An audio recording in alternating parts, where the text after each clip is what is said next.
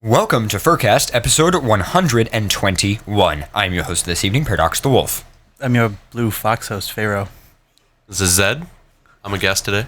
And I am your baddie host, Maddox. For those of you who are tuning in, you missed 3 minutes of funny banter because Paradox didn't start the recording until 3 minutes until now. I never said I had started the recording. You guys were being all funny as if the show was going and the show was not going. Well, here's a recap of what you missed. There were Mormon werewolves. So I'll let you fill in the rest. Yes. Yep. You know what's funny is I actually listened to this other podcast that they play all kinds of music and like hip hop and stuff like that. And Hippin' and hop. Hippin' and hoppin'. And so they were doing their latest season, and it was like season 5. They did episode 1, 2, 3, 4, and they do them and then they post them kind of like we do. And so apparently the recording on like their 4th episode fucked up. So he makes a post for the 4th episode and says, "Sorry guys, no download. The recording that was never got made. This will forever be known as the best episode we've ever done ever." And so now it's like this ongoing meme in their show that is like the best episode they've ever done. So I think we should do that too.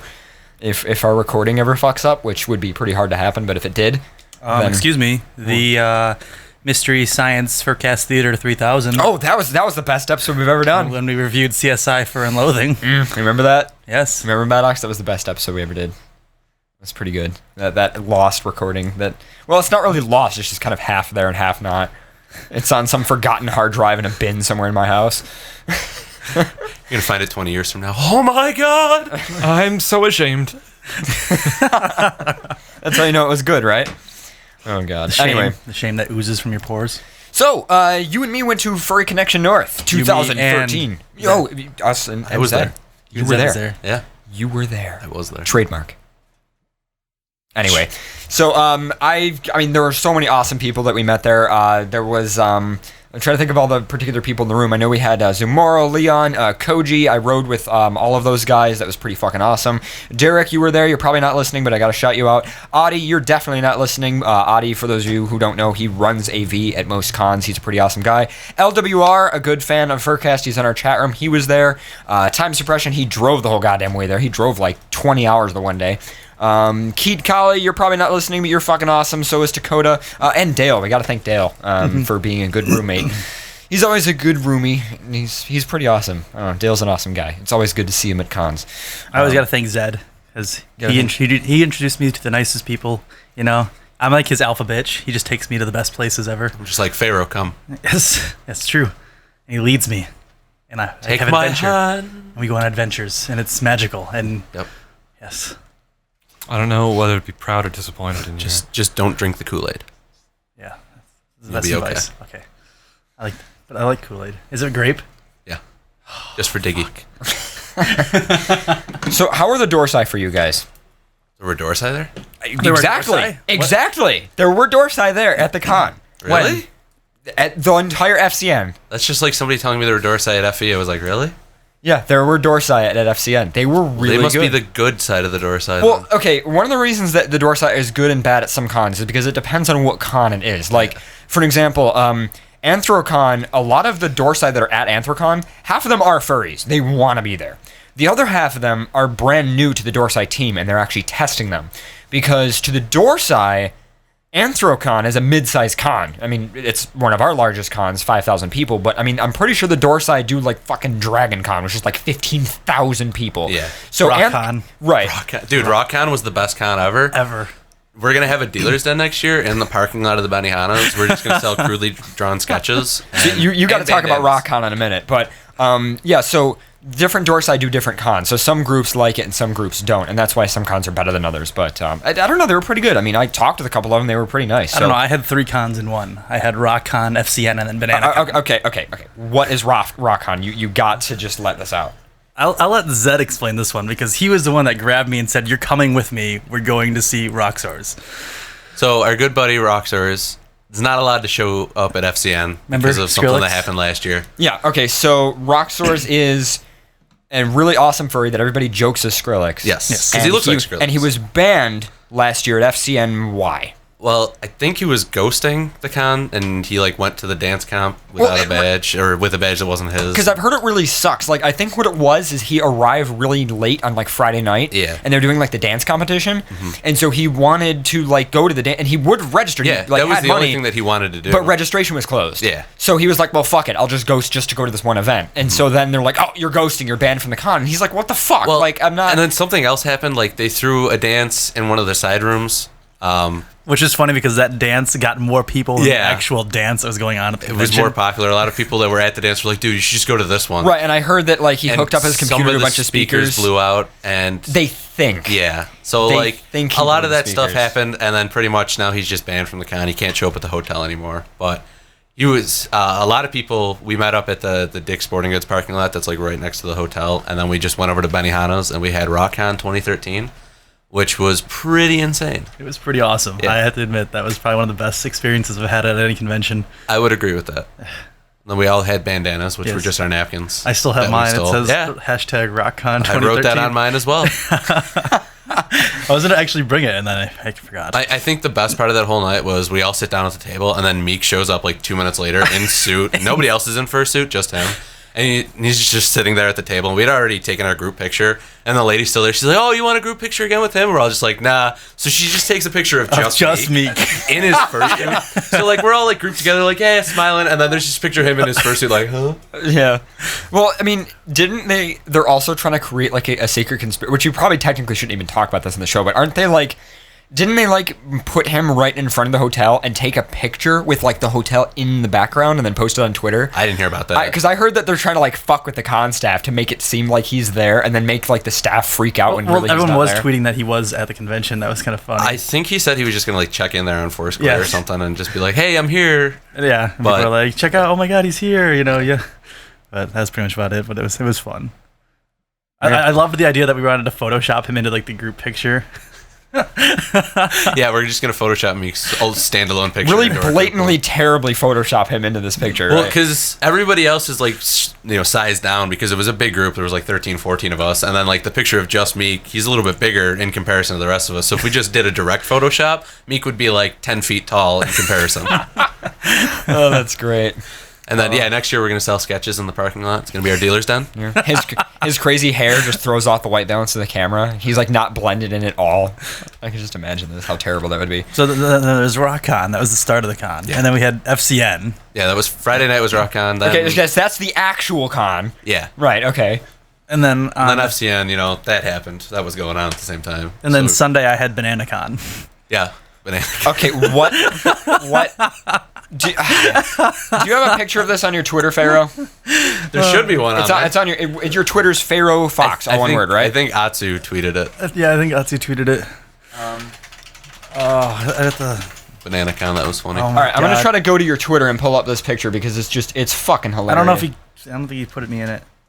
I thought you had. I don't think retweeted it it's or not on something. his Twitter. You got to go to Alright. Atsu's Twitter. How do you spell his name? I think just search for Atsu, ATSU. ATSU. Yeah. Well, as you're searching for the picture, I'll give it. Well, no, like search in Twitter search. It should pull it up. ATSU. I'll just try that. Well, anyway, I think it was like Sunday morning. We, me, Atsu, Vince, and I'm trying I'll to see think if who I can else pull up what his was Twitter with is. us. Vince is in the chat room right now. Hi, Vince. But we were I miss you, Vince. eating breakfast, and Atsu opened up a banana and ate the inside of the banana without actually peeling the banana. There you go. And That's then how we you spell kind of his Twitter. just started. He made a banana. Oh, Kingdom was the other one. I'll grab it. Don't worry. It's Pharaoh's profile picture on Facebook, so I'll grab it. Don't Oh, worry. is it? Then Okay. There you go. Yeah. But I don't know how it started, but we made it into a banana phone, and then we just kept joking around. And Atsu was sitting there, and he was on this fake banana phone, and the waitress comes up and completely serious, like he looks at the waitress and then turns back and's like, "Hold on, I'm on the phone," and like switches ears with the banana. Okay, and we've got a picture of the banana phone right here. This is all of them, and you can see Pharaoh in the background acting totally serious face here. What the hell are you? Oh my god, you guys are crazy. I love your face. Those duck lips. Everybody else has duck lips, and Pharaoh's just like Captain Serious. Sydney, Pink Lightning is another one. Oh, God, it was so much fun. But so we left. Like there's video of like someone smashing the banana. I believe it was JD Puppy. Yes. Smashed the banana. But But then you made an OtterBox for your banana. Atsu made an OtterBox for his banana. But Which was we just left bubble the wrap. breakfast and we all grabbed bananas and then we all made banana phones. So we just all started walking around the whole convention pretending like we were on the phone with these banana phones. So we pretty much brought back like 2005 here. And so Atsu would like ring his phone and then we would all be in the elevator answering, be like, hello, hello, hello, hello, and be like, oh, nope, not me. Oh my god. This has had to have been the skit or whatever that I devoted most time to, because I think we walked around with those bananas for like 2 hours. I'm not even joking. We had those hell is bananas wrong with for you? 2 hours. You're like a 5-year-old, Pharaoh. I love Don't forget it. about the baby carrots. Oh, the baby carrots. That was good. Didn't Meek ever find them in the Yes, suit? he did. He did? And then he. Okay, so what is this? Tell the story. So I think it was MFF last year that originated. Meek. Somebody brought like a bag of baby carrots and they left it in the headless lounge. Yeah, I left it in the headless lounge. And a lot of suitors were in there without their heads on. They walked out, and Meek just grabs the bag of baby carrots and just starts like putting carrots in their heads and in their paws. And when they come back in, CJ was one of them. He puts his hand on, and like the carrots are in the fingers. So like when he puts the hand on, it's not fitting, and he's just like, "What the fuck?" And all the carrots just start falling out. And then they were in his head. He put it on as well, and they're just falling out of his head. So that's where that originated from. Okay, so just some stupid Meek act. brought a bag of baby carrots to FCN with him, and he was going to load them into other people's fursuits, but we backfired it on. We just threw the whole bag into like his head and his hands, and he didn't realize it. And as we're leaving, CJ goes to get in the elevator, and Meek realized all the carrots were in there, so he runs down the hall after him, and as the elevator door is closing, he just grabs a handful of carrots and chucks it into the elevator at CJ, and they just like explode all over the wall. And then you just see like this trail of baby carrots leading from the elevator back to the hotel room, and they're just all over the elevator floor. And then I think it wasn't even like the next day, a lot of people were like, "What's with all the carrots everywhere?" And we're just laughing like. That is fantastic. And then he found a rotten carrot in his suitcase the other day. It was like brown and shriveled. oh my god. So that was our FCN. Wow. Yeah. All right. So another quick announcement, real quick. Another quick announcement, real quick. Okay. All right. So you guys all know the TV documentary that me and Sort of Pharaoh and a bunch of other local furries are in. It is Sort of Pharaoh, my ass is in there wagging. Your and ass is in it, yes. I'm in a horse head slapping my face against Meek. That's pretty hot. on live national television. This is gonna happen Yep. next week. Okay. All right. So as Glad I was a part of this documentary. for anybody who's listened to the show for a long time, you know what I'm talking about. For anybody who's just tuning in for FurCast for the first time, first of all, you've missed everything. But basically, it is airing this week. Yes, we are going to be on Logo, which is a US TV network. I believe we're also going to be on UK Discovery, but I have no idea when the air date for that is. I've tried asking the production company, and they never got back to me for some fucked up reason. But anyway, so on the Logo website, as you guys can see here, they have a little schedule thing, and there's a little link to open a little PDF of the schedule. So as you can see right here, on Tuesday, I believe it's the 21st there. I can't actually see it on my screen. Oh, it's the 23rd, sorry. On the 23rd at, I think it's 8 p.m., you can see the documentaries listed right there. It's called What? Question mark, exclamation point, I think I'm an animal. What is the documentary series that Logo has? And the documentary is called I Think I'm an Animal. So as you can see on this little schedule, this little PDF from Logo's website, it is airing several times during the week. It's airing like on Tuesday twice. It airs at like, I think, like midnight, and it airs at 8 p.m. that same day. And then it airs like on Thursday like 3 times and stuff like that. So basically you guys will have plenty of chances to see it. And if you don't have Logo, I'm pretty sure you can just go to Logo's website and for free you can watch the documentary. I didn't think it was that good. It was okay. Your part was okay, but when it switched over to the other person... You're so judgmental. I am judgmental. Hey, you know what? When people watch this on TV, I think they should let us know what they thought. I think they should let us know how they thought we did, how they thought you did, Pharaoh, and how they thought the other person did. The only parts I'm in that is me wagging my ass with a tail at the bowling meet. I don't know when they recorded my ass, but just me wagging my ass, and then me molesting someone with a horse head. So, that's my inner animal, apparently, a blue-tailed horse. Well, you do that at every convention. So You do that at every convention. That's what It's you're known true. for. It's Yeah. your fetish. Your fetish is being pegged by somebody wearing a horse head. Anyway, so one other real quick announcement. That's scary. On the FurCast subreddit, I never actually got I to think you announce just this ruined my last... fetish for me. What? What was your Pharaoh's fetish? gonna go home and cry now. What was your fetish? Not that. Now it's ruined. I don't even have any fetishes anymore. You don't have any fetishes at all? He's Nope. just gonna You don't quit even the like fandom. sex anymore. I still like your fetish of being gay. I hate you so much. Those were your words, so I'm just going by. Anyway, so on the FurCast subreddit, I forgot to announce this the last episode. So this is at furcast.fm/reddit. There is a little comment thread here for behind-the-scenes questions. So if any of you guys have any questions about how the equipment in the lovely studio works, or you want to know how stuff is hooked up, or what equipment we use, or what software we use, feel free to ask any enormously detailed questions. I will be making a YouTube video sometime this week, if not next week, going through all of that stuff. So feel free to go on that site. Only other thing that I wanted to do for the intro was talk about 2 other podcasts that I like, and then that's pretty much it. We could just move on to news, whatever you have for news. Do you have any news, by the way? We do news. I don't know. I'm asking you. What news? Okay, thank you for answering my question. It's partly cloudy with a chance of sun. It's snowing. 20% It snowed chance of today, rain. even though it was 85 degrees on Thursday. Yeah. Welcome to New York, man. Where's Ollie Williams with the Black weather forecast when we need him? The black rain. It's gonna rain. Anyway, so people keep asking me this. I actually got a couple emails this week again, and people always ask me, what podcast do I like to like? Or do I like to like? Do you like to like? Not talking. Do you correct. like to like? I like to like. Likes from Legend of But Zelda. what podcast I enjoyed listening to and tuning into. So the first thing I want to mention is, Pharaoh, you were actually on another furry podcast called Claws and Convo, I believe it's called. Yep. How was that? Interesting. Was it good? It's fun. Interesting. Interesting? Does that mean bad, or does No, that mean... doesn't mean bad at all. So it means it was interesting. How define interesting? Well, I didn't like calling in through Skype because I don't like using Skype that much. So, I mean, I was calling in. If I was in the studio calling in, it'd be a lot more fun to be on another podcast because I like, speaking with a bit of... And you didn't buy a plane ticket and go visit them? No. This is how much you care about other furries and their podcasts. See, Pharaoh doesn't even care. I try to help other furries who also run podcasts. Pharaoh just doesn't even... No. You wouldn't even buy a plane I ticket. had fun on a Friday night. Well, no, he had a lot of interest in helping Duke with the Saltcast at FWA. Shepherd.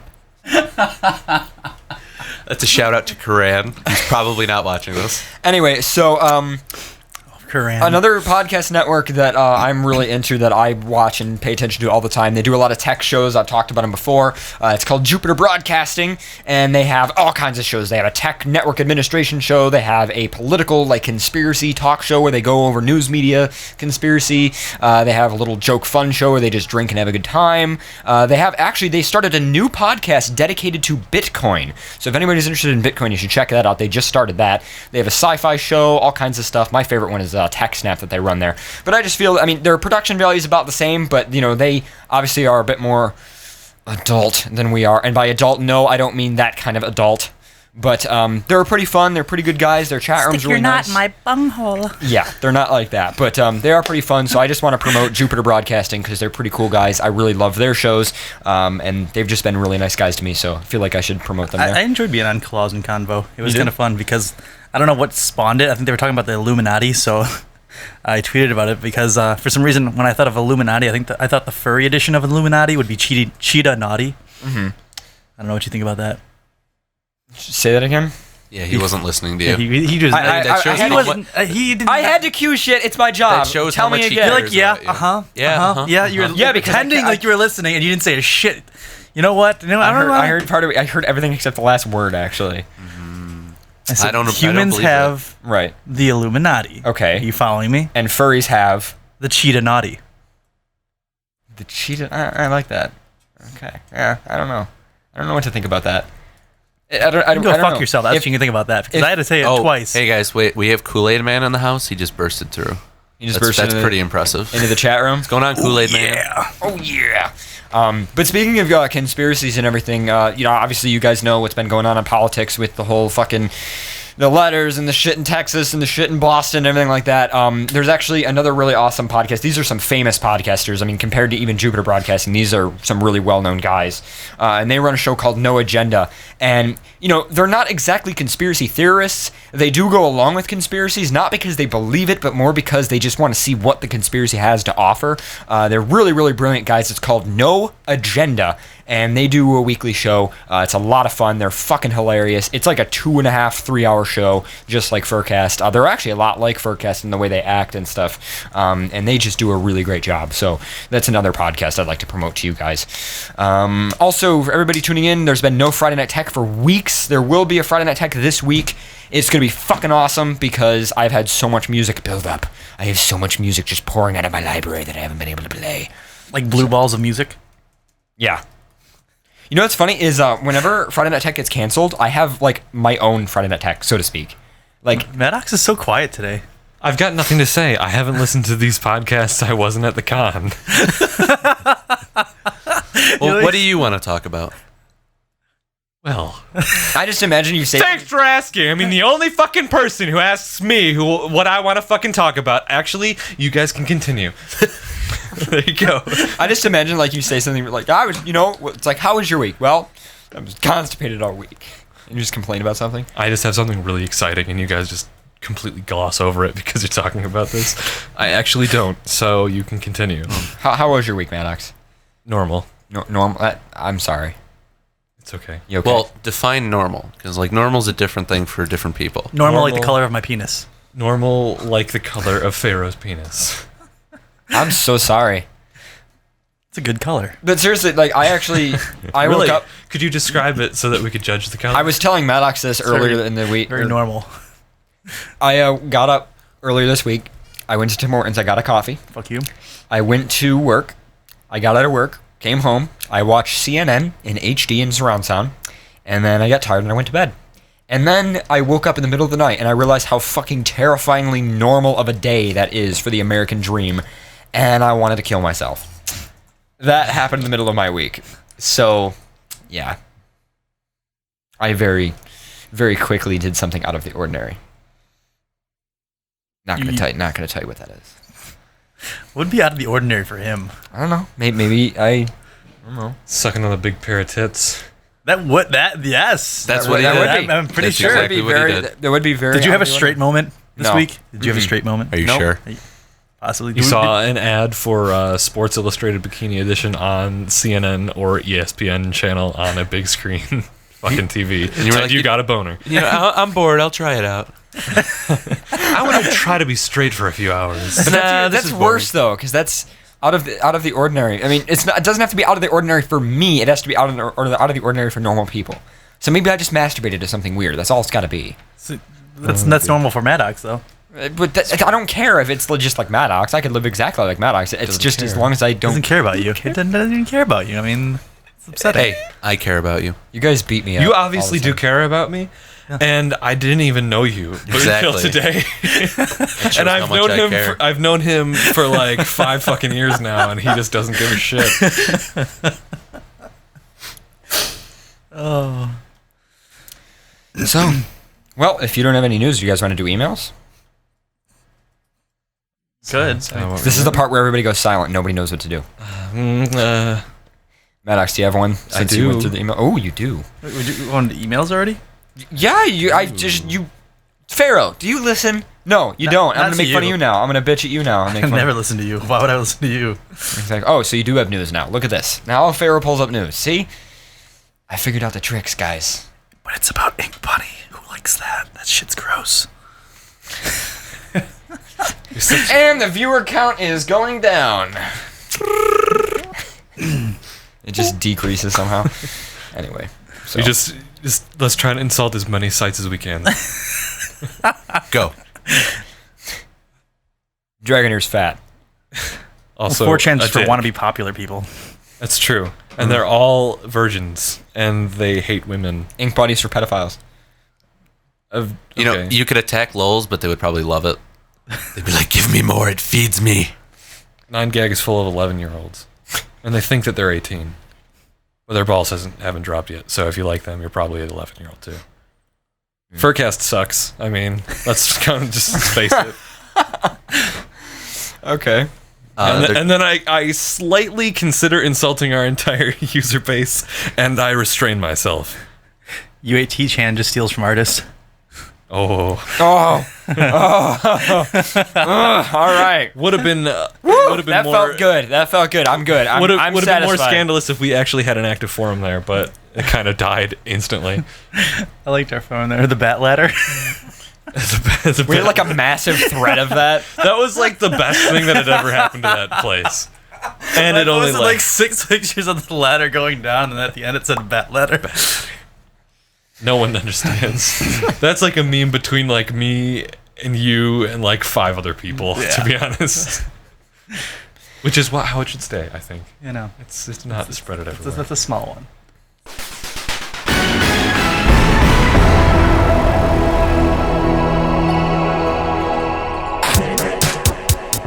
Alex, I'm sure you could find some weird news. Yeah, I'll get on it. Okay. Well, Just Google weird news. Weird news. All right. You might not want to do that. You might get our show. Watch it live right now. Hey guys, this show called FurCast is on. You should watch it. you know, I remember a time when Ink Bunny was the alternative to for Affinity, and then it just became all Cub. Yeah. That's because FA was like, Again, no more the Cub. viewer count going down. But that's just speaking truthful. There was a time where it's like Ink Bunny and for Affinity, and Ink Bunny was like, "Oh, we're gonna make it open to everything. We're not gonna have this such restrictions like for Affinity has." And then it just turned into, well, we're Cub I Central have been now. an Ink Bunny, and I have not seen that much Cub. Really? Really? Yes. Just Are go you on the sure? front page. Okay, Probably so some right now. I looked up weird news. That's the front page. Have you ever seen the front page of FA? Jesus Christ. Front page of FA at like 2:30 in the morning. That's It's the just, best. it's so awesome. I looked up weird news. I got to Huffington Post / weird news.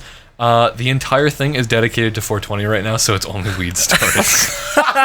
Oh my god, I Oh my forgot. God, Today yeah. is 420. Yay, we're all 5-year-olds. Okay, continue reading the news. Oh, Ink Bunny version 2.0 t-shirt contest to celebrate its 3rd year active. 3 years ago. That's when FurCast started. 3 years ago. Huh. 3 years Coincidence? ago. I think. I remember not. that night. I remember that night. I don't want to help you with your project. Well, I'm going to go start an art website. Well, I'm going to go start a shitty podcast. I'll beat you to it. And I did. I think. Ink Bunny is celebrating 3 years online by announcing a major redevelopment project and a t-shirt contest. And I think we were talking about before the show that the t-shirt just be Cubs fucking all over it. Oh my God, you are so terrible tonight. Jesus Christ, Pharaoh. What other t-shirt is going to come out with? I mean, it's not going to be like an awesome anthropomorphic t-shirt. It's not going to be like an FCN t-shirt. I'm guessing that it'll probably be a bunny made out of ink. See, that'd be good. That's a good concept right That there. would be pretty cool if it was just like a head or like a splatter mark, but Like a Rorschach painting of a bunny. like a Rorschach painting of a bunny. But as soon as I said splatter, I thought of Cub shit Contest. all over. So it might be taken the wrong way. I was just going to say contest 1, and then he said Cub shit all over the place. Yeah, a Cub over. shit Rorschach is what everyone would buy if they go to that fucking site. I'm sorry. Oh my God. I am so sorry, everyone. Ways to get Unbelievable. banned from conventions. Ways to get banned from a convention? Someone's going to ban me from a convention because I said that? No, just wear it. Wear it. Yeah. Maybe if Just it walk was around real with that shirt shit. Just go to like McDonald's wearing that. A real shit t-shirt. How would they tell The that shit's it was made out Cub of pure shit, shit. or just actual adult shit? How would they tell if it was shit or just Big Mac meat? Oh, His point. That's a serious question though. How would they tell if it was Cub shit versus actual adult Okay, shit? all right. I'm done. All right. No. I think Maddox, they would thank care you for more asking about the fact that question. it's shit on your shirt. Shit, yeah, exactly. They'd probably be like, "Why are you covered in shit? You So- need to leave." Is this So like a while- woot shirt or something? Like, So while this is a very funny concept, there's no way that you could execute it properly. So I apologize. you're a disappointment, Maddox. Oh, I'm so sorry. I think you could have won the contest if you didn't add the shit part. If you just said an ink bunny, like an inked bunny, Rorschach painting, you think you just won. Like you could be Yeah, the maybe. be the winner of the ink bunny Oh dear. t-shirt contest. But you had to add shit to it. And you ruined it I for have yourself. to. It's Ink Bunny. Anyway, the creators of Ink Bunny, we want to move to an open source model to get the community involved in extending the capabilities of the site, and so that anyone can easily create their own art/social site. To do this, we are creating a new site engine from the ground up. It will have all the features that people liked from Ink Bunny version 1.0, but we will use the established web framework. We'll have new and improved interface, and we'll launch a bunch of new features we've always wanted to see added to the site.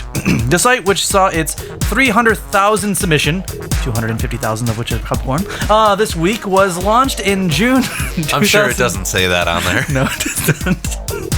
After 3 months of closed testing. Since then, Ink Bunny has added various features, including user-generated keywords. Closed testing. I just imagined testing to do this, what Maddox was thinking of. But development has come in bursts due to time constraints. Ink Bunny version 2.0 will be based on Symfony 2. The goals are of attracting external developers and faster releases.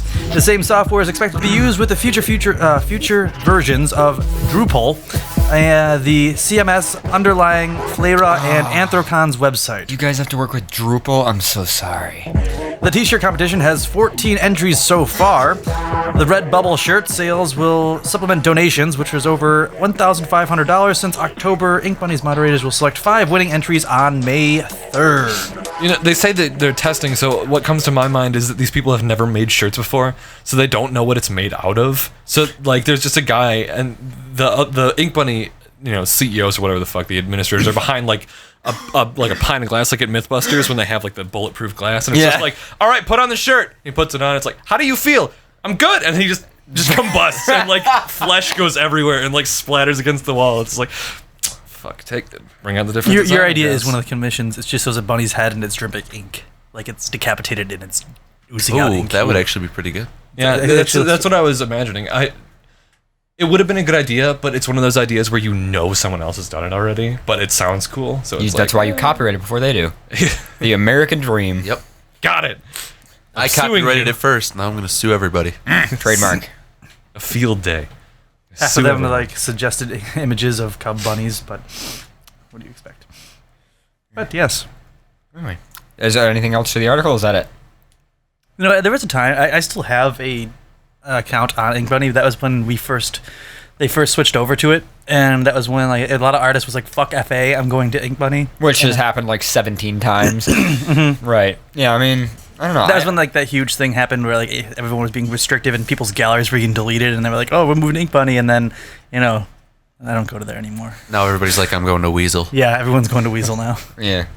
I remember doing a review on Weasel, remember? Way back when? Before it was even, like, it was in, like, alpha stage. I think I remember that, yeah. The Alpha Weasel? The Alpha Weasel. Alpha Weasel. Omer. I'm sorry. Don't kill me. Anyway, Maddox, did you have Who are you speaking to? No, I don't. I don't have any news. I looked up science news, but this is shit. It's a shit place. Happy 420, everyone, I guess. 420. Happy 420. If you smoke weed, there you go. Yeah. So I thought you had an email.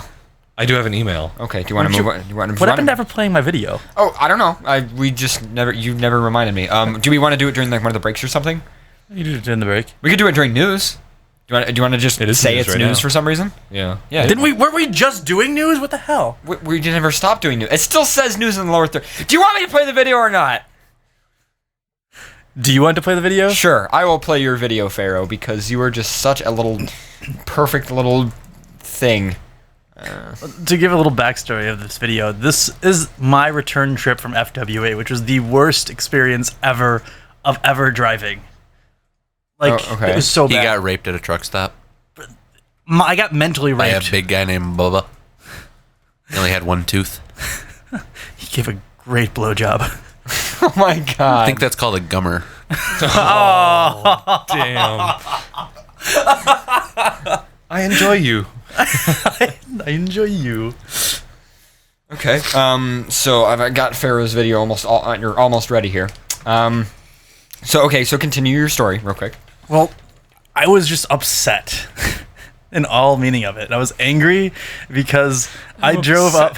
I love the way that you say that. It will never get old. Like one of my favorite things that you ever did, Pharaoh, was I was browsing through my Twitter, and for some reason there was just porn on somebody's Twitter, and there was just like a dick on my screen. And you look at my screen, and like Pharaoh's just fine. He's like, yeah, it was great. I came back from that part, and he just looks at my screen. And he just looks back at his screen. He goes, I just saw a penis. I'm upset. Just the way, the inflection in your voice. Every time you wake up and you look down there, are you upset? You're just like, oh, I have a penis. No, that's my job, actually, because I'm trans. Farrah, did you need to tell me something? Are you trans too? Don't be ashamed. Sometimes it just feels so very woman-like. Well, you act it. Fuck Fabulous. Check your privilege. Check your privilege. I'm checking it, and it's coming off 100% strong. I got nothing. I'm done. I still love you, Farrah. Anyway, You still love me. so the story, come on, so I can play this video. The video is the story. What the hell are you talking about? All right, so you're going to explain the story in the video and everything, right? No, I'm talking in the video. What did... Okay, all right. Maybe you should talk while you're talking. I'm talking. Do you want to give us a segue? The video's playing. No, okay. I don't see any video. All right. I'm scared as fucking shit. You know, I come from the country, but this is ridiculous. See, to explain my story, this GPS stopped working. So, I used my phone right here in my crotch. Well, my phone's like, let me take you the quick route. And I'm going through areas that is like the hills have eyes. Yeah, I'm fucking creeped the fuck out because there's no highways. I'm on like, I don't know what the fuck. There's Lumberjacks Steakhouse. Okay, I passed so many churches, like, I feel like it's a cross between Silent Hill and the Hills Have Eyes. I am not having fun. This is the worst trip back from FWA ever. I'm fucking scared. There's nothing out here. Just buildings that are run down, truckers, fields, no turn signs. Fuck me. Oh my god. All I wanted to do was just take the throughway, but it was like, oh, let's avoid the PA Turnpike, the one that toll roads. And I'm just no clue where I'm going, but apparently it's just 2 hours back to my house. The middle of New York, Pennsylvania, or middle of Pennsylvania into the middle of New York. Don't worry, there's cuts. Fuck this shit. Yeah. Forgot to mention in the Scary Drive-By documentary. I get into areas where there's absolutely no signal whatsoever or anything. It's just dead zones. Does this video get better? It's just creepy as fuck. I'm not happy. I'm upset. I'm not enjoying myself here. You said it. And I just want to go home. I'm so fucking hungry. There's no McDonald's. There's like nothing. There's nothing on these roads. Wow, goddamn! Except Talk just about American consumerism right there. Old abandoned There's no McDonald's. weird I'm gonna buildings. die. I don't even like McDonald's, but there was nothing. There was no fast food or anything. There was nothing, like no restaurants, no gas stations, no anything besides that Lumberjacks that I passed. Lumberjack And how- Steakhouse. I feel like that's something from like the House of a Thousand Corpses, where it has fucking Sid Haig as like the guy who's like at the counter, and he's all dressed up in like scary fucking costume. Jesus. Feel a little better. A little bit better. That's a nice blue. I mean, kind of awkward, but still a nice blue. I saw a blue house. I got happy for a You got second. a Blue boner House, from yeah. the Blue House. Yes. Like, oh, Blue. Ah! And there was like Oh. warehouses I of don't know how much more. churches. Look at this. This is Hills Has Eyes shit. Look at it. The old abandoned buildings. This is not the scenic route.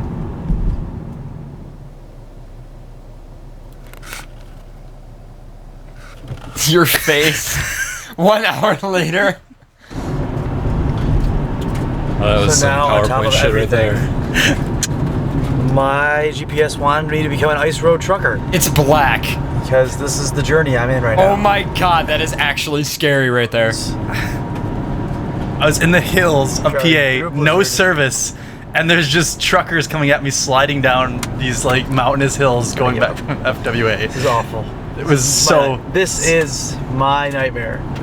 There's nothing fun or anything about this. There's like no lights, no city, no nothing. It gets worse. 20 minutes. How long is this video? And welcome to the final stretch of this fucking nightmare of a trip. Yeah. I That is so scary. About the same as what I can see. I had to use the GPS to find out where the road was because I couldn't see the road. Probably not even driving on the road at this point. You're like in the middle In of the the woods. field. GPS, do you know where? Someone looks out their window. Why is that guy driving through our field? The GPS fell over. Where'd he go the crops? I just wanted to show what was my trip back was like. It was not a fun trip. Yeah. There was like warehouses of churches, and it was like Church of Jesus Christ. It was just a warehouse. And there had to have been like cult rituals happening in that place. Life at the moment right now. That's why I said don't drink the Kool-Aid. I drank the Kool-Aid Worst apparently ending because to any furry con, any trip, anything ever. Fuck. Whole fuck. Oh, poor Pharaoh. I feel like you kind of wandered into that movie Dead End. Have you ever seen that? Where they keep driving, but the road just keeps going. that's what it felt like. Oh my god. I just imagine like those stairs in the Super Mario 64 castle. When you don't have enough stars. when you don't have enough stars and the stairs just keep going and going and Yeah. going. But then you turn around and you're at the bottom. You're like, what? Yeah. I was running for like 20 minutes. This is some X shit here. And that's why I fly to every convention that's more than 4 hours away. Other than FCM. It took me Because like flying into Detroit is stupid. This is the music from it. When you're going up the I stairs. just kept driving, and every time I turned around, there was the convention center right behind me. It's like, I didn't leave yet. No! That'd be the biggest nightmare ever. You can never leave, Pharaoh. You're stuck at the FWA hotel forever. That was the worst hotel. You're actually still there right now? This is all a dream? Stuck in the elevator. Yeah. With puke and shit. Oh my You god. blacked out in the elevator and it's still. Yeah, that was pretty gross that somebody actually shit in the elevator there. What? Yeah. We were not told. Yeah, somebody shit in one of the elevators, supposedly.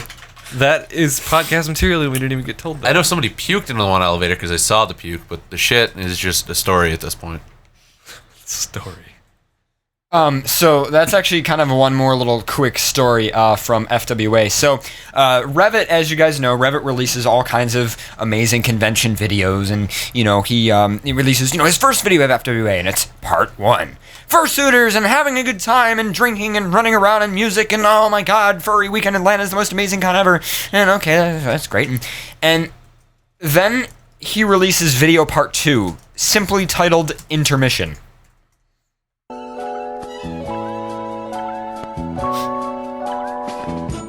It is literally a 15-minute video of him going down the stairs of FWA. Yes, because this is what FWA was like. Because you couldn't wait for the elevators, you pretty much had to walk down the stairs. Like it is a 15-minute video of it. What's funny is I talked to him at Furry Connection North. That was He your said floor, wasn't it? He 22? didn't. I was on 38. Oh, you were on 38. He Yeah. didn't I was actually on realize that he had the 63. camera Or recording. 69, sorry. He didn't realize that he had the camera recording. He left it recording, and then he found the file later. Oh, so this video was just an accident? It was an accident, but it represents the con. This is pretty much like if you said, screw waiting for the elevators, I'm just going to take the stairs. This is what you did. Like that was FWA right there. Was walking down the stairs. So yeah. And there was like 8 floors of no exit. And if you got to the bottom, it was a fire exit that said the alarm will go off if you open the store. So we're like, do we open it or do we go back up? I don't know. Oh my god, that's great. And I was told that if you did drugs, then go down the stairs, that you were tripping out because it like every floor was the same. There was like no distinguishing of where you were. Yeah, that's great. So yeah, shout out to Revit for making it a. Oh, and someone got a blowjob in the stairs. I remember that. Wait. Yes. Wait. Yes. What? It was Saturday night, I think. You just walked into someone getting a blowjob? Yeah, it was like the 34th floor or something like that. Some dude giving a blowjob. I was like, all right, have fun. Just kept walking.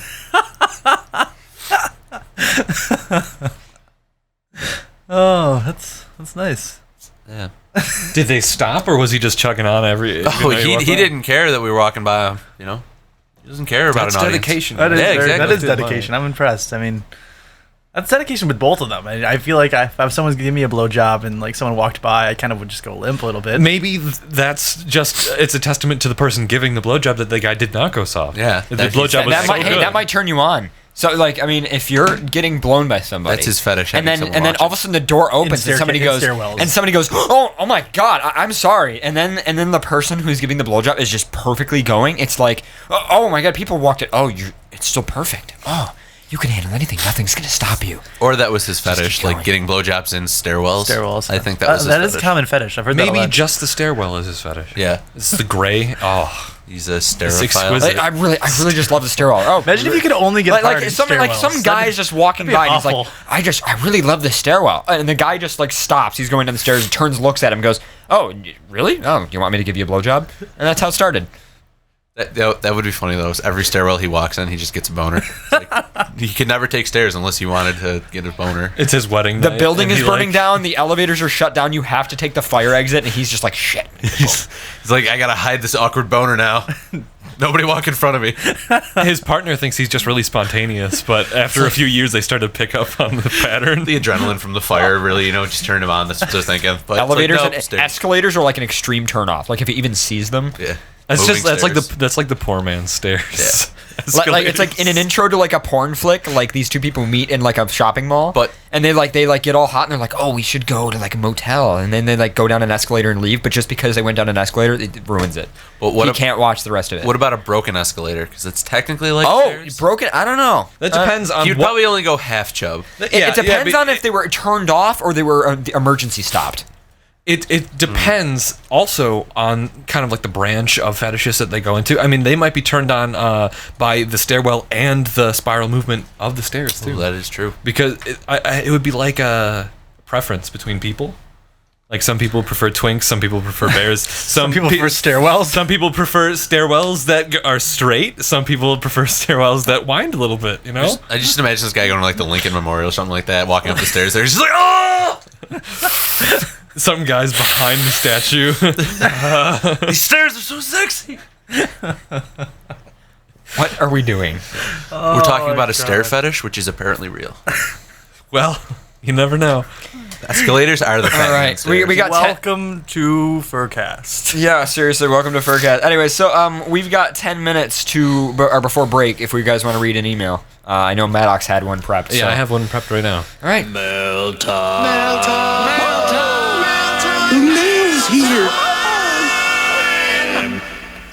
Here's the mail, it never fails. It makes me want to wag my tail. When it comes, I want to wail.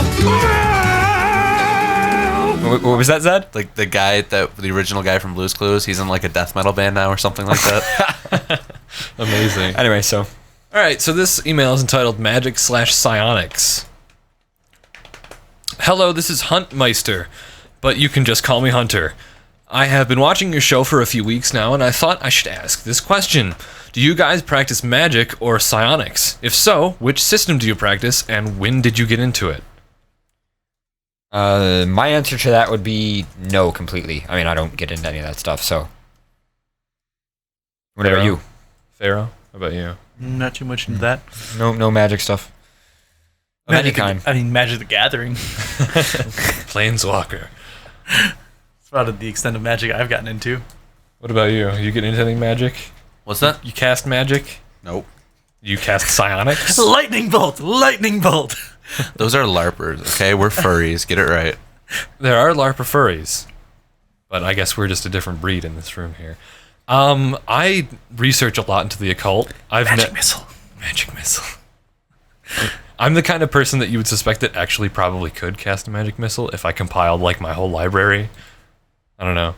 I have like the type of files on my computer that if I printed them out and like set them on fire, they would like the flames would change colors and shit because it's just like really weird ancient texts and like I don't know. I'm just really fascinated in it. I've never done anything because I'm a little scared because I'm particularly interested in like the weirdest shit. So there's this one thing that I'm particularly interested in called the Pseudomonarchia Daemonum, and it's an ancient text from the 15th century. It's a what's it called? You look up the weirdest shit ever. Yeah, and like Always. there's a companion text called the Ars Gotia, and it's based off of Solomon II of Jerusalem or Solomon II of Some Jerusalem. Doctor Who shit. No, it's based off an actual king in the Middle East in the ancient times. And he's mentioned in the Bible as this great king that like fought off demons and stuff. And there's this text that was found in the 15th century that claims to be his personal like Book of Shadows, his personal spell book, that he used these symbols to bind these demons that he would use to serve him. And it's called the Ars Gotia. and it's got like detailed descriptions of these demons and what they do, and how to summon them, and what type of circles to draw, and it's really fucking creepy.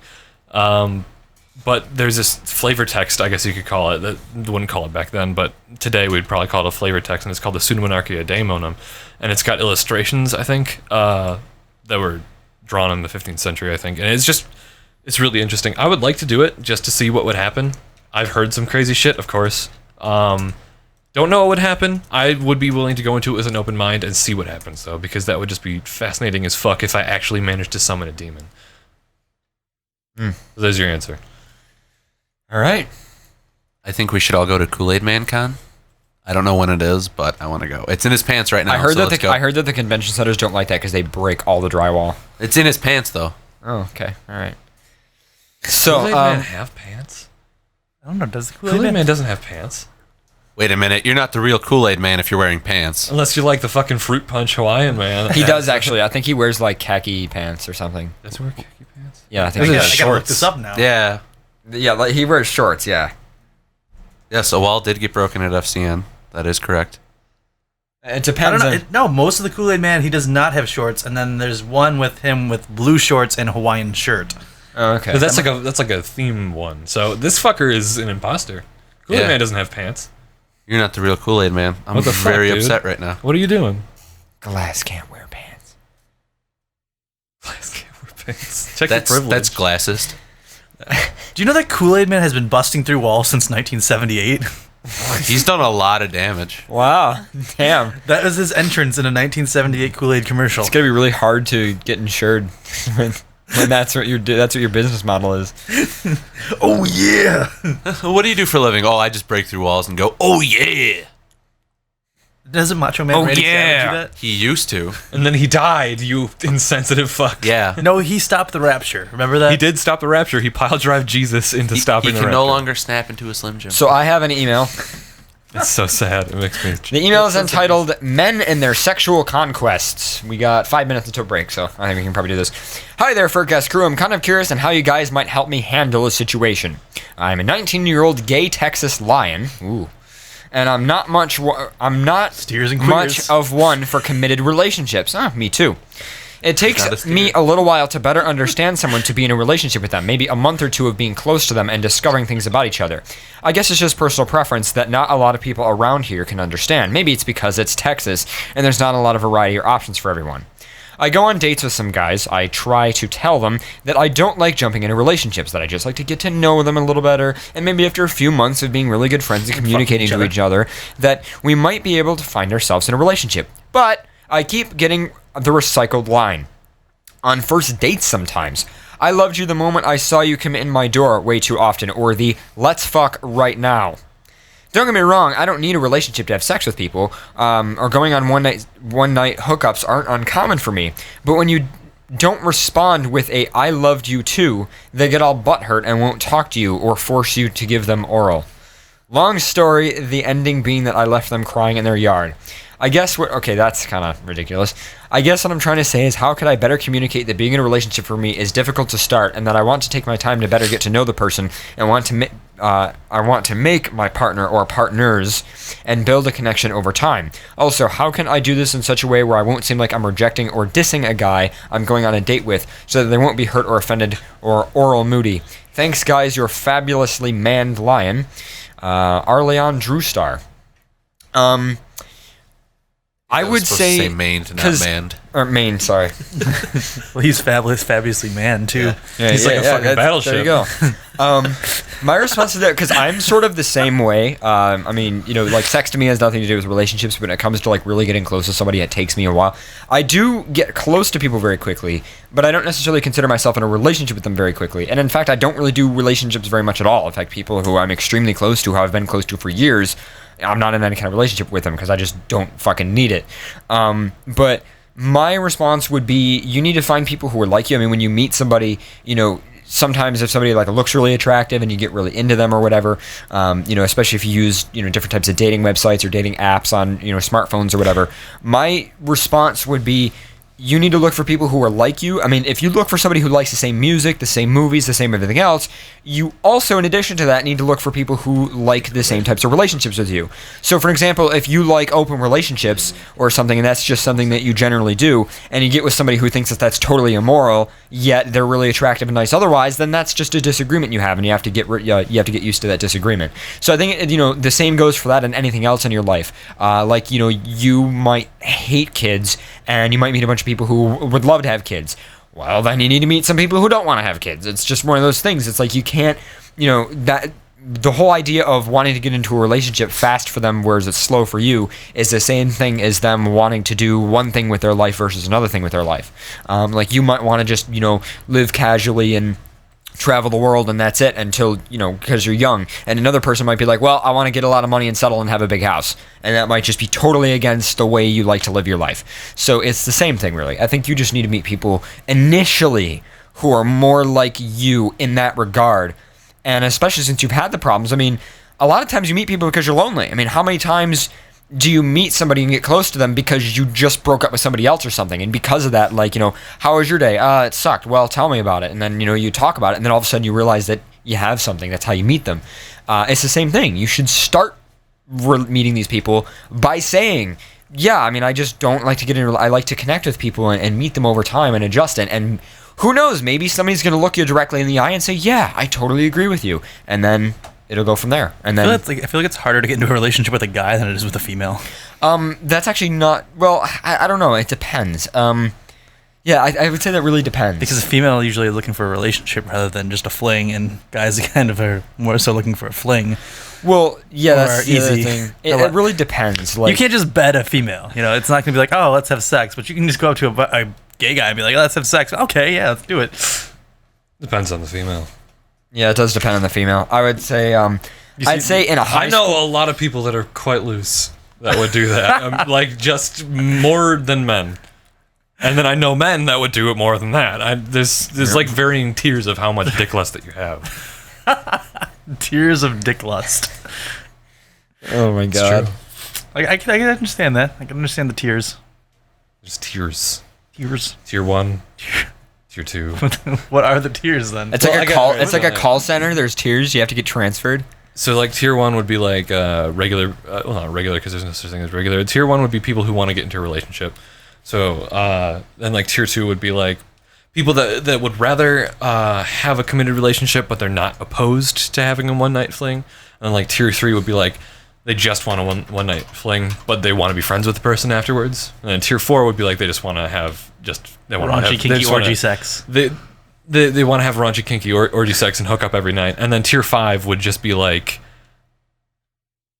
I don't know, asexual. It would look like a jellyfish down there. That's wow. You made Pharaoh laugh, Matt. So a blue waffle. Even like or worse than that. You know what like the lion's mane jellyfish looks like? Yeah, It's just that's pretty fucked up. the asshole for gay people and the vagina for the women. So yeah. There you go. Tier 5 kind of jumps more than the rest of them. That escalated quickly. Yes, it did. See, the people who were classifying the tiers just kind of got impatient and just kind of jumped at the end. Kool-Aid Man likes blue waffles, apparently. He just wanted us to all know that. That's good. Okay, all right. And I was talking about blueberry waffles, not like the diseased vagina. Oh. I like blueberry waffles. I prefer, I'm not going to say anything. I like how, just so it can't be construed. I like how Faye the Bat always says she's a blue waffle. Because she's a blue Did bat. you see the sign that she carries around with her? No. Nobody likes blue waffles, and it's a waffle colored in blue, and it's crying. That's great. All right. Well, you guys are listening to FurCast Live on Xander Broadcasting Network and Pause Up Radio. We will be back after a quick 10 to 15 minute break. By the way, the song that I'm going to kick this round off with is called No Pussy Blues, the Adam Freeland remix.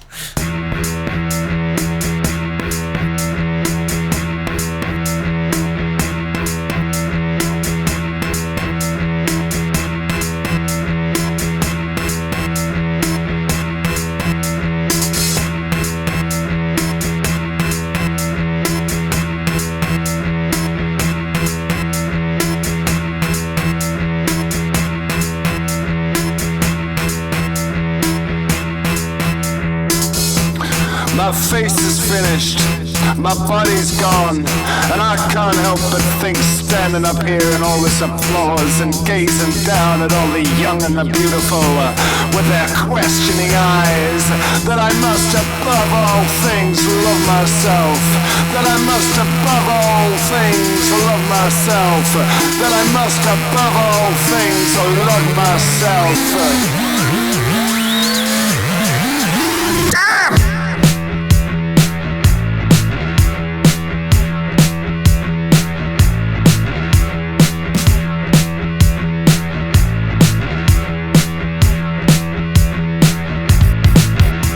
I saw a girl in the crowd, I ran over, I shouted out, I asked her if I could take her out, but she said that she didn't want to.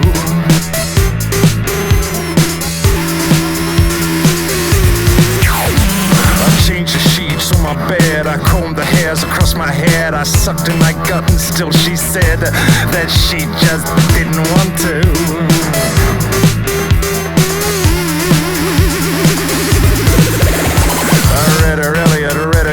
I tried best to stay up late, I fixed the hinges on her gate, but still she just never wanted to.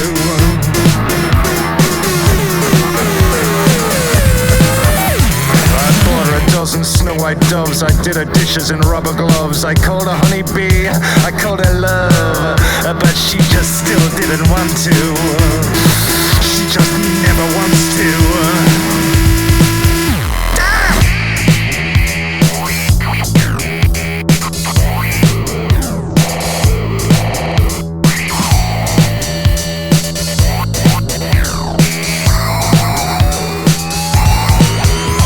I sent her every type of flower, I played the guitar by the hour, I patted her revolting little chihuahua, but still she just didn't want to.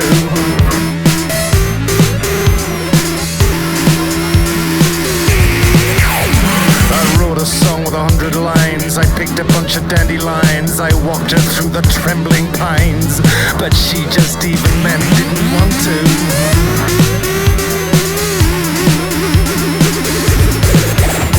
I thought I'd try another tack, I drank a liter of cognac, I threw her down upon her back, but she just laughed and said that she just didn't want to.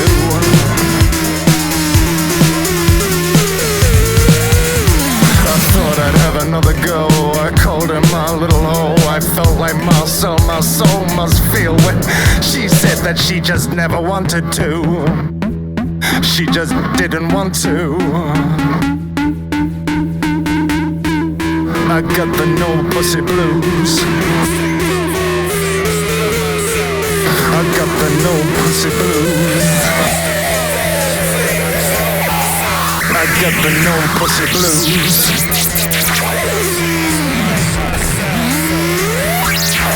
I got the no pussy blues.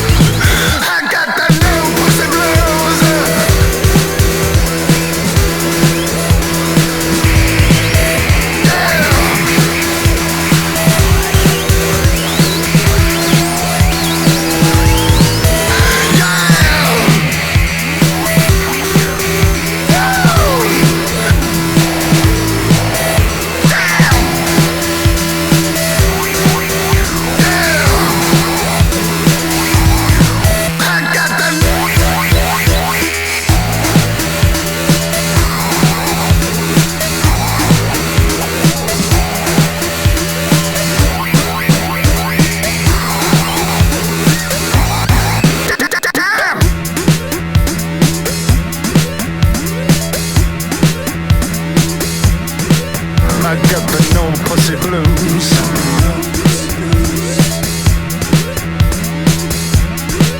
I got the no pussy blues.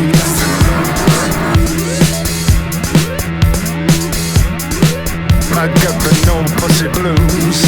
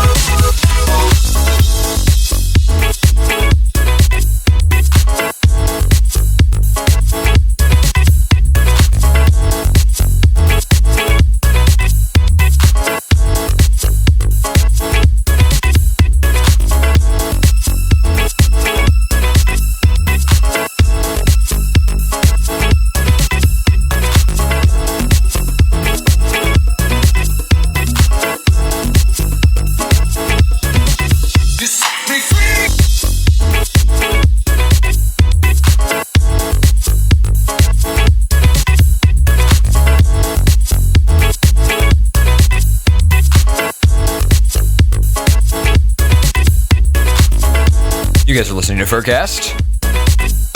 Live on XBN. So there's a lovely little break there. We are back for the secondary segment of the show. It is 18 after 9 p.m. on 420. And I believe February. That was very sexy. That's actually part of my fetish. Yeah. Excuse me. Uh-huh. Well, that just ruined it for me when you said that. Well, I apologized. Just apologies turn you off. Rextus in the chat room says, do you want to know something scary about Skull Candy? Rextus, I sell Skull Candy headphones at work. Believe me, I know everything that's terrifying about them already. So, you had an email that you wanted to read? Yes, I have this small one. It's actually kind of interesting. It's not really a question for us, but kind of a little story for us. Okay, go ahead. The blue infection. Hello, FurCast crew. I've got a funny story about how I got a new fur friend. I think that a small story would be a spring smile to your faces, except Maddox, who doesn't seem to smile ever. You guys give out advice every week. That is great. But that isn't exactly what the email is for. Now, the actual story. Maddox, There's a little bit of a smile. I was smiling because it's really funny. Now the world's going to end because he smiled. I'm sorry. all I can think of is like the Billy and Mandy thing where she can never smile and then she smiles and like the world ends. Like, That show is so great. that was quality fucking television. That was quality television. Oh my god. Such a ridiculous show. Anyway, I was talking to a couple of friends about normal stuff. I recently came out normal stuff. Normal stuff. You know, not these faggots and furs. Just mundane things like my car and going to the laundromat. Anyway, I recently came out to one of my friends that I am a furry. So sorry. I have always been weird, so they simply responded with, "What else is new?" Now another. That's good. That's pretty good. Now another one of my friends came out to be gay about a year ago. This year, he decided to change over to bisexual. He just molted. converts. He Yeah. fucking cocoon. Into a bisexual. So he walked over with his new girlfriend. They dated for about a week. It's like Meek almost. I just imagine in Doctor Who when like the Master like changes everyone to be him. You guys remember that episode where like he? I never like, watched any Doctor Who. Oh, okay. I've Well, never seen a single neither he have I. basically gets into this machine and it like converts like all living human life into like him. And like all these creepy. people, like the president and all of humanity, and they're all like going like, and then they like turn into him, and it's ridiculous. And I Sounds just like the imagine that Matrix, happens. where everyone turns into Smith, or was it? Yeah, it's basically like that. It's like that type of thing. Well, I just imagine it's the same thing. With like It would be really awkward sex. that's how bisexual. Like they go and they recruit bisexuals. And they, Having, like, having convert you. sex with a I copy remember of that, yourself, yeah. that'd be really weird. It's in the I cum. don't know. Do you think? Yeah. I'd do I it. think it'd be really weird if like it was your face on like a female's body, and like I don't think I could do it.